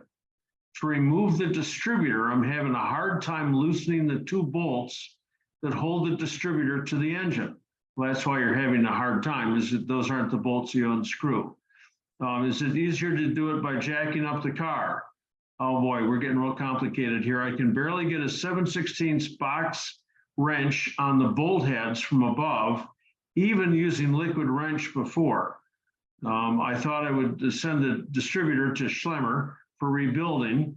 When removing the distributor, is there something special I have to do with the timing so it won't be disturbed in reinstalling? So anyway, this is all from Doug. Doug, are you still on about your distributor? Yes, John, I am. Yes. Oh, Doug Clark. So there's a transverse bolt. There are 3 bolts on that plate. There are 2 bolts that go into the engine. You don't touch those. And then there's a transverse bolt that comes up on a little bit of an angle, and the nut is really near the dipstick. So you slacken that off, and that on the 69B is probably still BSF. So it isn't 7/16. It's a tiny fraction larger than 7/16, but a crummy 7/16 wrench usually works. So you just slacken off that transverse bolt, the one that they're on the angle, and then with that loose, the distributor should be loose, unless the distributor's been in there for like 1,000 years and never been moved, and then sometimes it corrodes into place. And at that point, you've got to get a big pair of channel locks. I mean, big pair of channel locks, and grab the distributor. Sounds so crude, but this is the way you do it. Grab the distributor really tightly and just jiggle it until the distributor starts to move.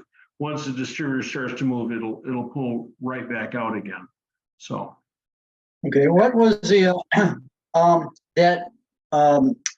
the reason as it happened is I was driving the car and the RPMs, the tachometer started fluctuating and it kind of hesitating. And so I got it back to the garage and I took the distributor cap off, and I noticed this very thin black wire on the inside. It's almost the thickness of dental floss almost. It's that had broken loose. It's still touching the connection, but it's not, you know, it's broken. And I think that's the ground wire for the Pertronix. Is that right? Well, there's a ground wire in there that grounds the contact breaker plate. So the breaker plate is able to move on the Right. base plate. And there's a very thin, flexible piece in there so that you're assured that this, in fact, is making electrical contact with the ground of the engine. So it might be that. The rule on Pertronics is that they work or they don't work. So if it's erratic, which yours is, then it's probably not the Pertronics itself. It's probably that wire. So yeah, it's just that wire that you got to change. Yeah, Okay. but I'm not sure that the Pertronics uses that wire. It has its own ground wire and hot wire coming from the coil. Yeah, I'm just wondering what this little, very, very thin black wire is. I mean, That's the There's the ground no, wire for the breaker got plate. you got a power wire, you got ground, and then you got the impulse, the feed that goes to the negative side of the coil. So you have to have three wires. There's power in, power up the unit, and then you got to ground that. That's what that low tension lead is for. And then you've got the black wire, sometimes with a white stripe or something that goes to the negative side of the coil that provides the impulse. Okay. If I can jump in here, that same thing just happened to us. We were out in On our like 60 GT. miles on our GT. We were about 60 miles from home and backfire. And I think I blew all the baffles out in the muffler. And it would barely run. It would run for a while. I knew it was an electrical problem because the tach would go down to 0, come back, go down. And it had electronic ignition. I got Crane on that car. And electronic ignition either works or it doesn't. So it was that little ground wire. It was barely touching. A new one, you can make your own, but a new one costs like $2. And so we put the new one on and runs like a top. So that little ground wire, that was the simplest thing. I thought it was a coil. I had a couple extra coils. I changed the coil, ran okay for about 10 minutes, 5 minutes till it heated up, and that the ground wire must have moved again. And so it was the same thing. It's that little $2 ground wire.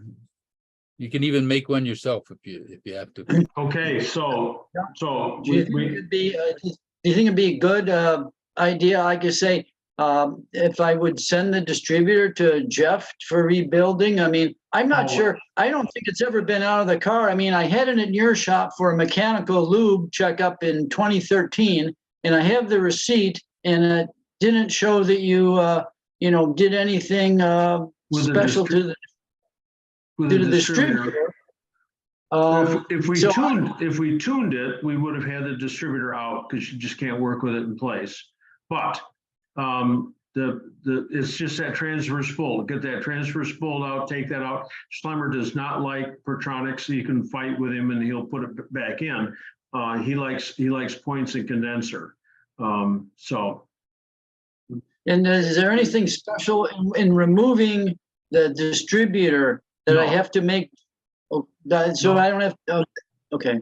I wasn't sure if the rotor has to be pointing to No, it's always, there's an offset dog on the bottom of the distributor, so you cannot get it in incorrectly.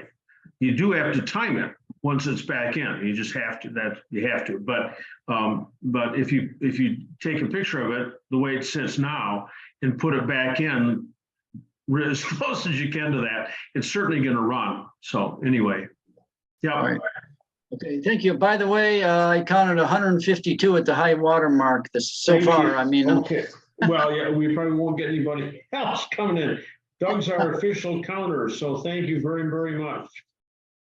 Thank you. Thanks, John. All right, now next one we're going down to here is John Dykeis. I don't know if you're still on or not. MGB intermittently dies, approaching idle or trying to accelerate from idle. John, are you still on? Yeah, I am. And okay, this is going to be a little bit odd because it's a BV8. Okay. And it would intermittently die kind of like at a stop sign or at a red light. sometimes while coming to a stop, or sometimes while trying to accelerate away. And it sometimes would respond to fiddling with the accelerator pedal, and I could get it to start running again. But often it would just die. If it would sit for a while, 15 minutes, 20 minutes, it would start up again. It might not happen for 3 or 4 days, or it might not happen for an hour before it would occur again. So I started thinking, well, what I should take a look at is the old, very noisy fuel pump that was in there, which was not an SU, but it was something else. So I replaced it with a Facet, and still had the problem. A friend of mine was thinking that perhaps it was not enough voltage from the alternator, and I couldn't understand why that would then run well at higher RPM but die at idle. It was, if the car had SUs, I would say float levels, something with the float needle or something, but it's got an Edelbrock 4-barrel. So Vacuum? I don't really know what those, I don't know anything about 4-barrel carburetors. I know about SUs Well, a little bit. I don't know anything about V8s, but here's a couple of comments. It's obviously it's not the fuel pump, because you changed the fuel pump and that did it, but the fuel pump is if you have, the first place the fuel pump has problems is when you're under great load. You know, when you're doing 70 miles an hour and it just can't keep up with the supply. But around idle, you can disconnect the fuel pump, the car will continue to run for 2 minutes or something until it runs out of gas. So that's not the problem. If there's a vacuum advance on the distributor, goes to the engines somehow, is that when you go to change the throttle position, does the plate in the distributor move, and does that, just like Doug was talking about in the last time, is that making a break-in contact or causing it to run crappy, or it's just a guess. But it just, so disconnect the vacuum and see, does that make a difference? I mean, that's all that cheaper, easier, simplest stuff first kind of approach.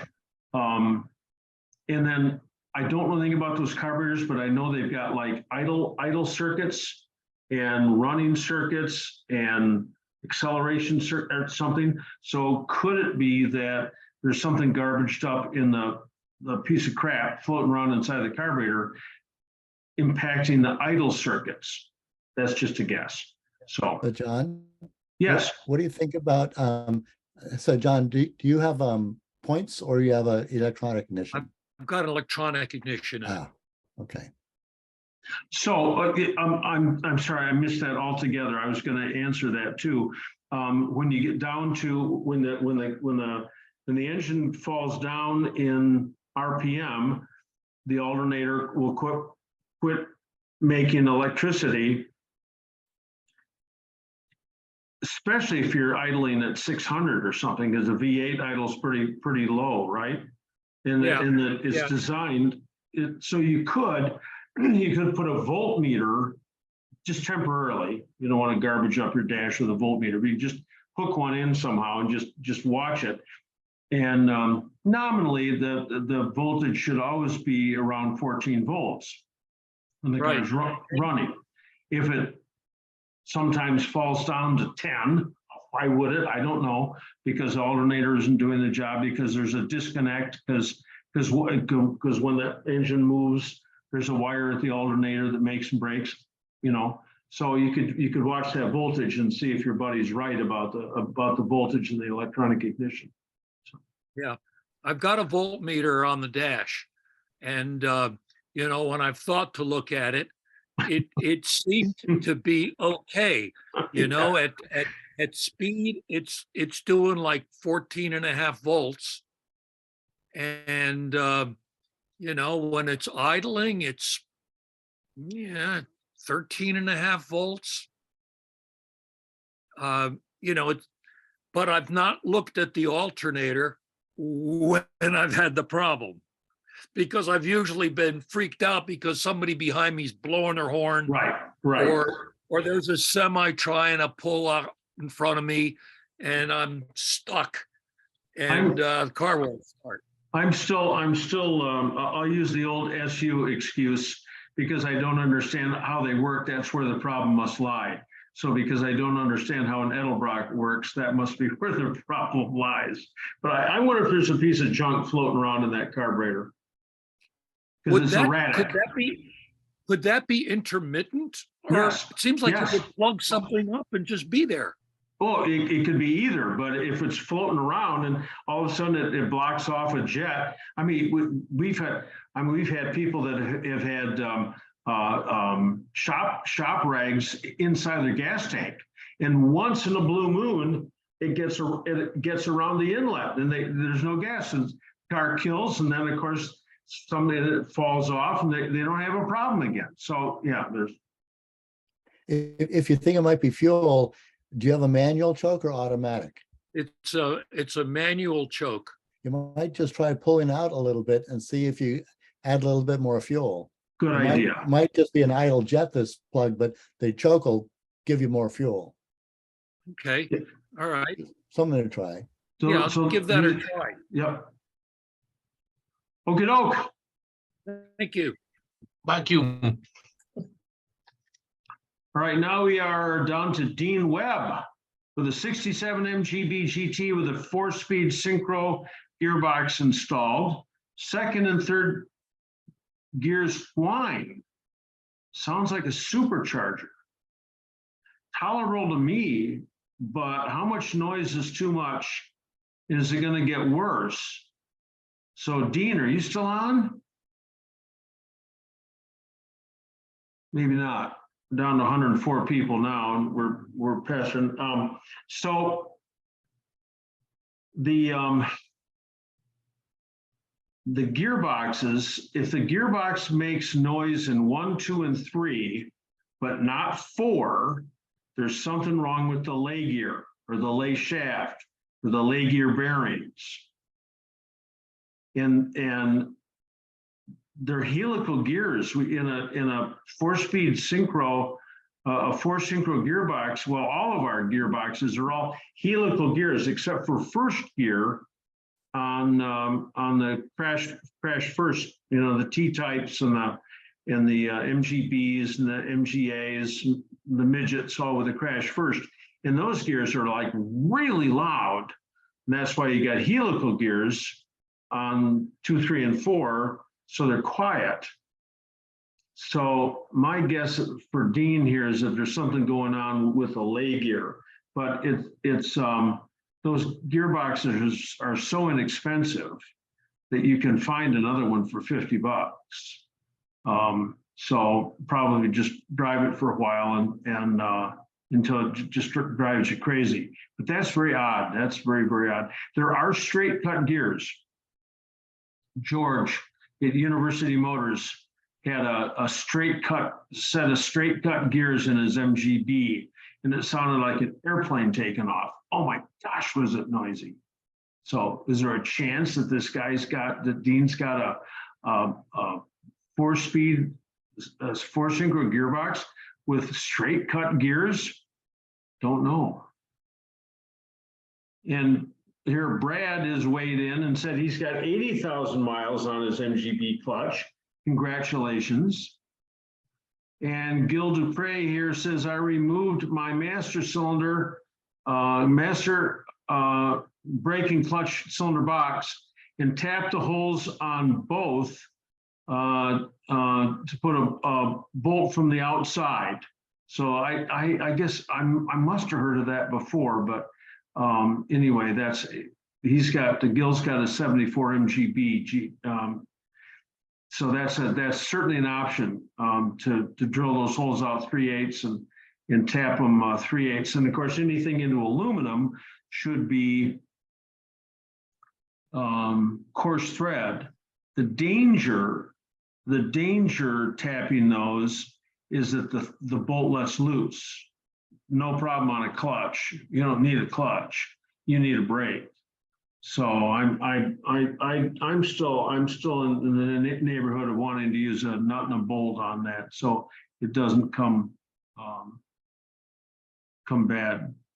So here we got iPhone 5 asking, is there someone in the Palm Beach, Broward area tonight? That's it. I just want to know if there's anybody, Palm Beach, Broward County, that's Greater Miami, isn't it? Anybody still on? We're down to 98 people. So Fort Lauderdale, David Massey here. yeah, Yep. I actually connected with the gentleman. He's got a MGB. We went back and forth and we talked on the phone. great. So we want to connect and great. Thanks, John, for actually providing this vehicle that we would connect. So Very, very nice. Thank you. thank you much. Okay, see ya. So Mr. Drum, it says L Drum, Lee from Texas, 57 MGA, 1500 engine, board 20. What should the valve clearance be? Well, yeah. You are coming on now. If you talk a little bit more, we'll light you up here. And I always use 15,000s on those earlier engines. The cam, if you bought a cam, the cam might say set it at 22 or set it at 19 or something. Of course, it's just really, really noisy when it's like that. But I always do it 15 and I always do it hot. Now, a push rod in the engine, we talked about the ends on the push rod and brazing and that kind of stuff, but the push rod on the engine is about 1 foot long. And when I looked it up so many years ago and got the coefficient of expansion of steel, because the push rods are steel, they expand over 1 foot between 0 centigrade and 100 centigrade. They expand 1/10,000th of an inch. So it's of no consequence. Now there's other stuff that's expanding too. The head gasket expands, the engine expands, the valves expand, the rockers. So I always adjust them hot in 15,000ths, and then 72 and newer with the bucket lifters, the 213 lifters that they borrowed from the midget. I set those at 13,000ths. Okay. While I got you, I have a question for you. This all started because I just bought this MGA and was starting to enjoy it and went for a little drive and the core plug blew out. And so frustrating. Yeah. Okay. And so the temperature, the core plug blew out and I was on the freeway. I was about a half mile from my exit. I was able to get off on the exit, but the temperature gauge, by the time I looked at it, had gone all the way into the oil pressure range. Yeah. So the only thing, I mean, you always do the cheapest, simplest, easiest stuff first. So you replace which freeze plug? It was between 2 and 3. Okay. So you take the distributor out and the generator off, and you clean out the hole, and you get that new 1 5/16 freeze plug. You put it in dry. You lean over. You open the bonnet up all the way. Tie it back to the back of the car, back to the back bumper or something. Put a blanket over the top of it so you're working towards yourself, not away from yourself, and bash that thing into place as hard as you possibly can. It's just a horrible job trying to get it set. And then mix up JB Weld and smear it around the edge of the freeze plug where it goes up against the cylinder block. It's gray, it's ugly, it looks horrible. And also put that JB Weld on the other freeze plugs as best as you can reach them. That'll prevent the pressure from the cooling system to push those freeze plugs out of place. The next thing to do is to look at the radiator cap, get the radiator cap checked, because even though it says 4 pounds or 7 pounds, God knows what it really is, okay? And Brand new. I just had it well, replaced. I know, okay, I know it's new, but like everything else, like having to check a clutch disc. I was talking to Glenn, my buddy Glenn at Glenn's MG service about a year ago, and he was on fire because thermostats didn't open at the setting that was on the box. And the caps, the radiator caps might blow off at 0.5 pound or 15 pounds, no matter what it said on the box. So anyway, you want to get the lowest pressure you can get inside that engine. The reason that you got a radiator cap on there anyway is so that you can get up to a pretty high temperature without it boiling. And I mean, water boils at 212. Make adjustments for your where you're driving. I mean, if you're a mile high in Denver, it boils a lot less temperature. If you put antifreeze in, that also raises the boiling point. TCs, TDs did not have a pressure cap on them. So you don't really need a pressure cap.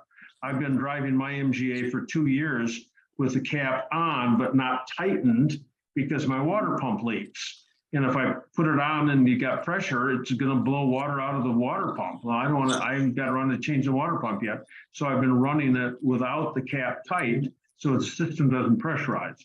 If the system doesn't pressurize, it isn't going to blow the other freeze plugs out. So there's a whole lot of talk. You didn't even have a chance to ask a question. No, I had a chance to put the freeze plug back in, and I did bash on it. I actually found the old freeze plug. It blew down by the brake switch, and I was able to find it. Whoever put it in the first time just put a little tiny dimple in it, so that's why I didn't stay. Okay. But I replaced the head. I took the head off. I had it reground. I had new valves put in.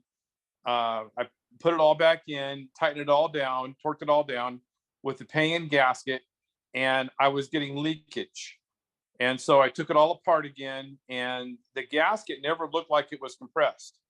So I got ARP bolts. In fact, while we're talking tonight, I've just been putting it all back together. I'm down to the carburetors to put it back on, and I'll be done. But do you know of a reason why torquing down to 50 pounds would not have compressed the gasket? No, that doesn't make sense. But gaskets don't look compressed when you take them off. I mean, they don't look a lot different than new ones. Well, I showed it to the machinist. The pay-in gasket has, I guess, a little silicone strip that goes by the water jackets. That's supposed to compress and seal. It didn't look like it was deformed at all.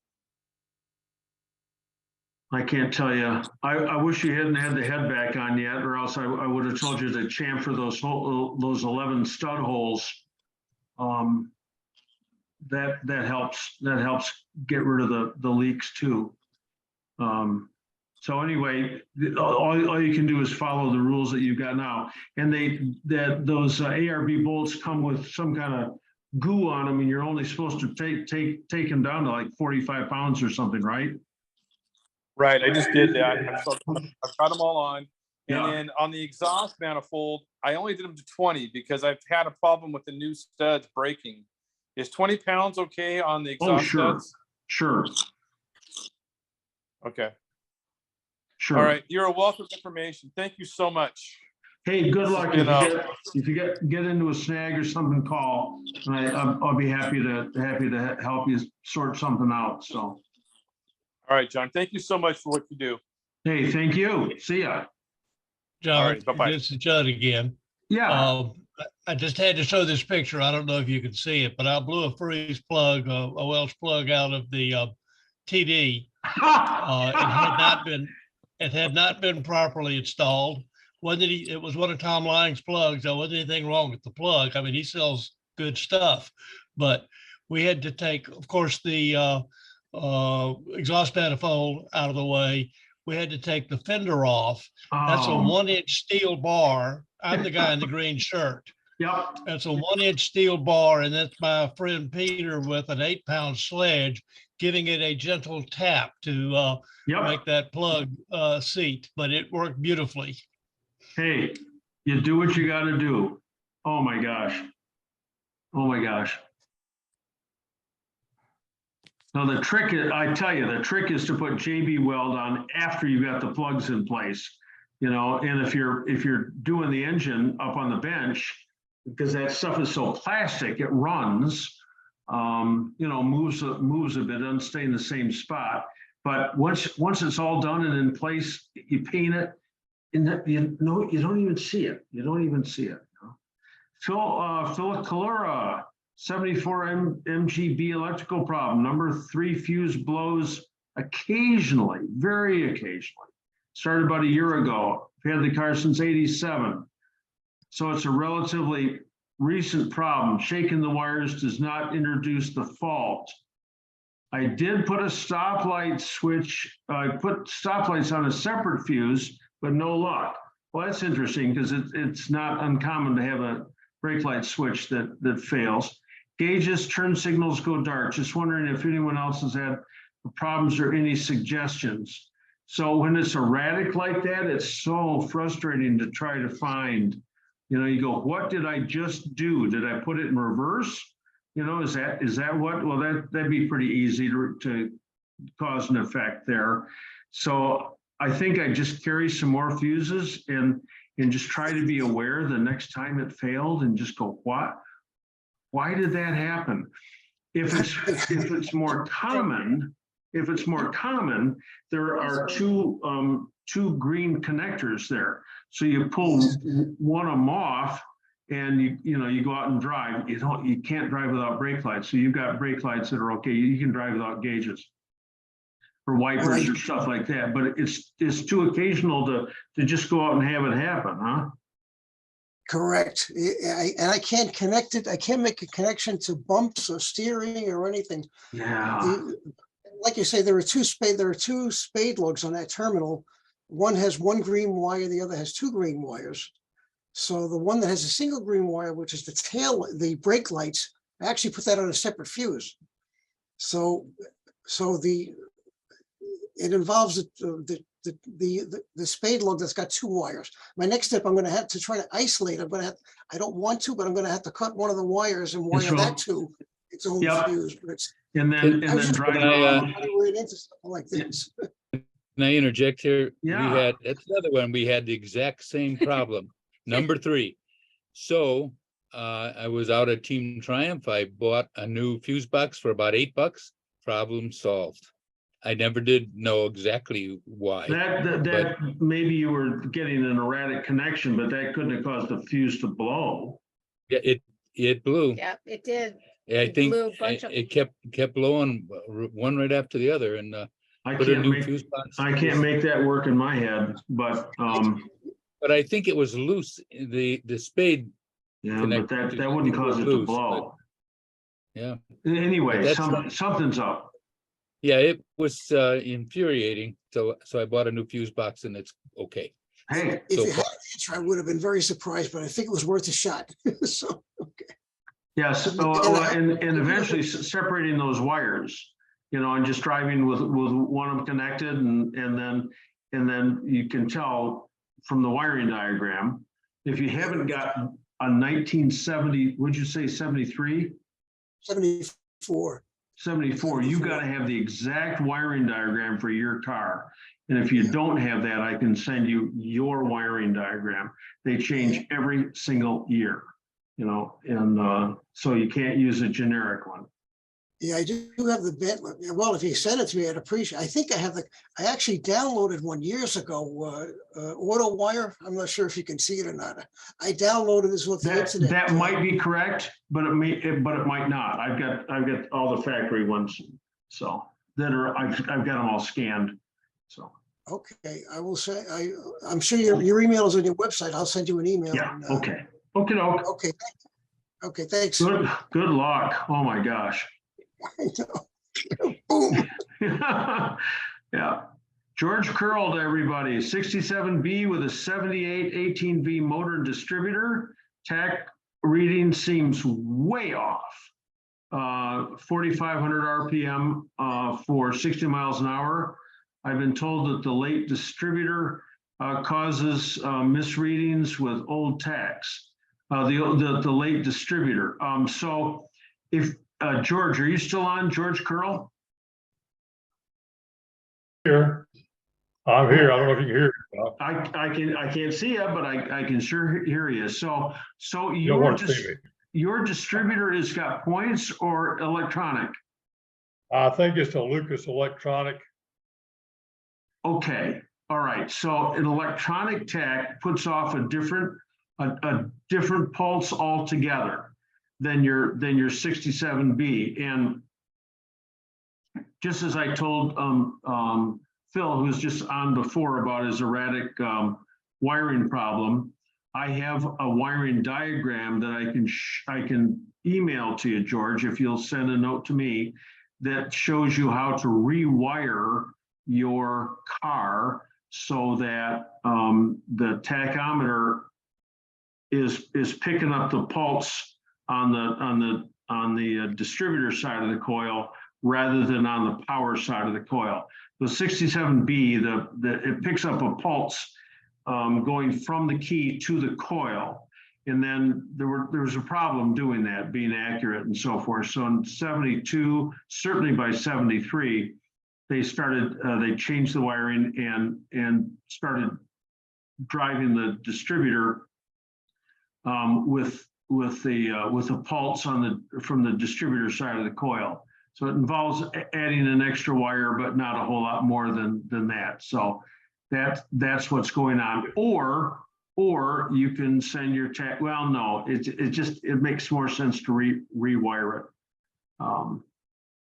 Would it make a difference if I reached under my workbench and pulled out a 25D tack? I mean, a Barbie distributor, and use that instead of the one that's in there. Well, yeah, but your 67B has got a bigger instrument than the later MGB, so it doesn't fit in the dash. No. I'll use the 25D distributor rather than the one off the. Oh yeah, sure. Well, yes, that very well would do it. Yes, sir. Okay. I have one or two of those under my workbench. Okay. So I could. Okay, doke. Before I went through the effort, I was going to get a question. I do appreciate your comments. My brother-in-law has been telling me about you for years, so. Okay, who's your brother-in-law? Larry Cordero, he's in Delaware. Okay. I don't know if you know him. Hey, I'm glad you're on tonight. Hope you had a good time. Thanks. You bet. Thank you much, sir. Don Bueller, what do you think of the new MGB that's to be released in China? The electric sports car? Hey, I wish I just want them. I don't care what they have. I just want them to bring it here. I just bring it here. Bring it here, because if they bring it here, somehow we will get some largesse from the company to revive the whole world of MGs, and younger people will get involved. So that's what I think about it. That's sure wish it would work. So that's what we're doing in Mexico, John. Yeah. In the agencies, MG agencies, my car has been 1 month in exhibition. So that they really like those mix-ups. We just don't understand. There's no clear explanation of why MG is not sold in the United States. It's just not clear. And no, there are a lot of rumors, a lot of really intelligent people have got some really good ideas, but just I'm waiting. I've been waiting since 1980, 45 years for a new MG to come in. So who knows? Thanks. Let's see, we've got, Don, you're right there. Yep. Yeah, but you're muted. So you got to press your space bar if you want to talk. I see your lips moving, but I don't hear anything. So can you, there you go. Am I unmuted now? Yep, I can hear you now. Okay.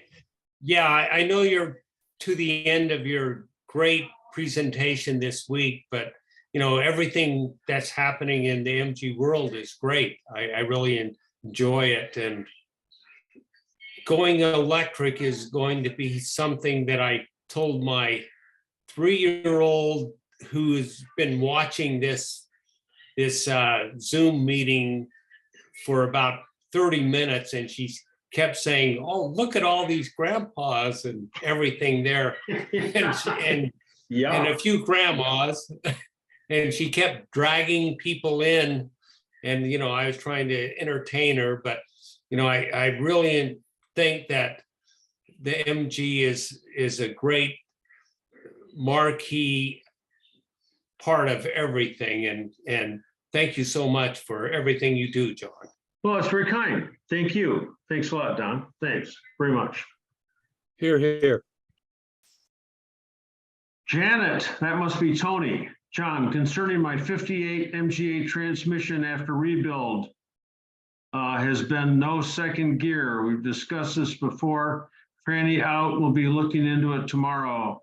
Second gear will only engage 80% of the time when on the bench. We'll update you. Okay. Talk to you tomorrow about that. Yeah, John, I just wanted you to know that the gear slides on the lathe shaft, but doesn't fully engage. I said 80%, but there's about a 1/2 of an inch that doesn't engage. So we're going to pull it apart tomorrow. I'm not the tranny guy, but I may give you a call. I'm, like most of my day is free. I can answer my phone most of the time. If you've got an iPhone, we can FaceTime, and I can look to see what's going on, and maybe, I don't know, maybe I can help. You volunteered that before. You volunteered that before. I thought I would just update you tomorrow. We're going to do it around noon your time. We'll start. Okay, great. Thanks. Thanks, All John. right. See ya. And here we got Mike. Just wanted to share that I had my catalytic converter stolen off my Prius. So my midget became my daily driver for almost a month. Hey, hey, is that cool or what? I figured the amount of money I put into it over the last 2 years was less than I would have paid for a rental car. How very cool is that? That's a nice, except for getting the catalytic converter. I thought a Prius was an electric car. How do you have a catalytic converter on an electric car? It's a hybrid. Yeah, I guess I knew that. And they My have a God. very valuable catalytic converter. It's like the highest value. So insurance paid for over $4,000 of repairs. Oh my gosh. But it took a month to do because it took a month to get the parts in. Happened at the same time that hurricane hit Florida, so all the agents are tied up for months. Okay. Well, hey, congratulations. I got these two movies, these two MG movies, just the idea for them. And one is that there's, I don't know, they let off not the neutron bomb, the electromagnetic pulse bomb, right? And so, no, whoops. You have to wait. So the electromagnetic pulse bomb goes off, and no cars run, right? No cars run, except MGs that still have points and condenser. Those still work. So anyway, so I don't know. I won't make any money writing scripts.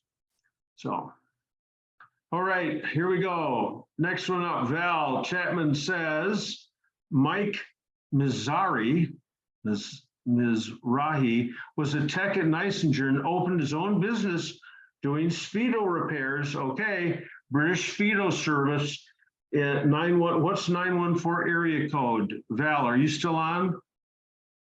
What's the that's real nice. The British Speedo service, that must be New York someplace. Yeah, he's right in the same. He used to work at Neisinger. Okay. And he's opened his own shop, and he's actually got an email you can reach him at as well. Okay. And that's Mike at BritishSpeedo.com. Okay. British Speedo. I got that from Steve Shivington in Strongsville. Okay. All right. Okay. Yeah. And And when you were here in Strongsville, I just wanted to let you know that doing the easy part first, changed the oil filter, went to a larger oil filter and got better oil pressure. It's a lot cheaper than rebuilding the engine. A lot cheaper than replacing the bearings for sure. Thank you for that. Okay, yep. Turns out that that's not a bad approach. I mean, I'm sure Right. somebody will say, I tried the cheap, easy, and I just did more damage, but I mean, almost always it works, so. It went from where, when you were here, you mentioned that 45 to 50 was not right. Now they put that new oil filter on, larger oil filter, more flow. It's up around 75. Excellent, that's excellent, great, Val, that's really good news, so. Okay, so you got another one to hear from Mr. Brainsky. Dirt on the thread bores will give an incorrect read on the torque wrench, chase threads and reuse gasket. Okay. Not sure. He's given reference to the previous guy that was asking about the compressed gasket. Yep, I think so. All right, well, we're down. Hey, we're down. We got everybody answered here. So thank you, everybody. The 75 of you are still on. Thanks very much for being on. It's 9:30. We've run half an hour over. We often do. I want to thank everyone for being here. I will remind everybody to go on my website, press that PayPal button. Thank you very much. I appreciate that very, very much. And if your club, your organization, your business has got some sort of event coming up, I mean, I don't travel for free, can't do it, not anymore. But if you got something coming up, you know, I can be an entertaining speaker. I've got some good PowerPoint presentations. I can talk about the TD workshop manual. I can talk about camshafts and wiring, or I can talk about how I got into MG. So it's good stuff. And I'm always keen to do a seminar, tune-up seminar, something like electrical seminar, something like that for your local club. Pay-per-view, you know, but that's what I did at a couple times on my East Coast tour there. So anyway, I want to thank everybody for being on, and you can unmute yourself. I'm going to go to gallery view for myself. You can unmute yourself. Those of you who haven't had a chance to say anything yet, Bill Roseberry, you never say anything. I don't remember answering the question from you anytime, but oh, I'm gonna have a birthday party. I'm finally decided I'm gonna have a shop birthday party. Haven't had one for a long time. So I don't know where yet. I could talk to the Hilton Hotel, probably too expensive to do it there, but all of our events were always at the Hilton. So anyway, we'll try there in Grand Rapids. So that's coming up in January. Usually a snowy day. It's the Monday after the Martin Luther King, the Saturday after the Martin Luther King Monday holiday. So I'd like to see some of you there. And I don't know when I'm going to have some more tech seminars. I got to have some tech seminars. I got Bill Roseberry's. How many did you attend, Bill? 20? Probably 10 years straight, at least one, generally 2 a year. Yeah. 20. I guess that's 20. Yeah. Yeah. So, yeah. And I haven't seen Jake and Ann Snyder I see them sometimes at the Chicago Christmas party or something like that when I get down. I'll be at the Chicagoland swap meet, but that's not till later in the springtime sometime. But yeah, I've got to organize some way of having technical seminars again. I love doing those, and they're lots of fun. And gosh, we did those. I think the first one we did was 1983, and the last one that I had on Patterson, my shop on Patterson, was probably 2016 gearbox seminar. And oh my gosh, we had the 3-day technical seminars and the workshops where you bring your own carburetors or your own gearbox. We had what we called graduate seminars. I remember we had a 2-day seminar once about MG literature, all about MG literature, factory literature, non-factory literature. Oh my gosh, 2 days. 2 days, people brought all kinds of stuff. It was lots of fun. So anyway, Timberfest is kind of Looking like, forward to it. I'll let everybody know. So, all right. Well, Always anyway, fun, John. Yep. Good night. John, it's a pleasure. Thought maybe I'd see you in South Carolina, but hey, another time. Another time.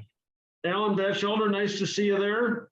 Nice to see you, John. Thank And you. see you down in Memphis at the meet. Yeah, sure. Yeah. GT. Expect. Yeah, I'm gonna get my magnet both ways this time. Okay. Well, you would have got it both ways last time if you hadn't been doing 90 miles an hour on I-80 or something. So. That gets exaggerated a little bit. I don't think I did much over 80. Okay. All right. All right. Fred, I look forward to seeing you at the event, you know, in Kimber Festival? yeah, Philadelphia. Yeah. Yeah. Oh, Yeah, David yeah. Halliday, I I hope see to make it. your picture's still up there. So unless you've fallen asleep in the middle of the day there. So Rodolfo, it's a pleasure to see you. That was our two, well, we always have Canadians, but I sort of consider us one great big organization here, but yeah, nice to see David from Perth and Rodolfo from Monterey. So it's real nice. Anyway, I'll just keep talking here and oh, Marty, you're still on. Oh my gosh. Night, John. Anyway, gentlemen, Hey, ladies, thanks, thank you. John. Thank you very, very much for being here. Thank you, John. We'll have another one in 2 weeks. I think let me just look. Let me just look. The 28th. That's 2 weeks. There's no reason why we can't have one on the 28th. So 2 weeks from now, we'll have another one. I'll send out some more exciting pictures, maybe not a broken clutch parts, but something or other else. So until then, Looking forward to it. till then, drive your MG. Doug, thanks for counting tonight. So anyway, ladies and Thanks, gentlemen. John. Thank you, John. Thank you, John. Thanks, John. See y'all later. Adios. Hasta luego. Hasta la vista. Good night. Yeah. Fun to me.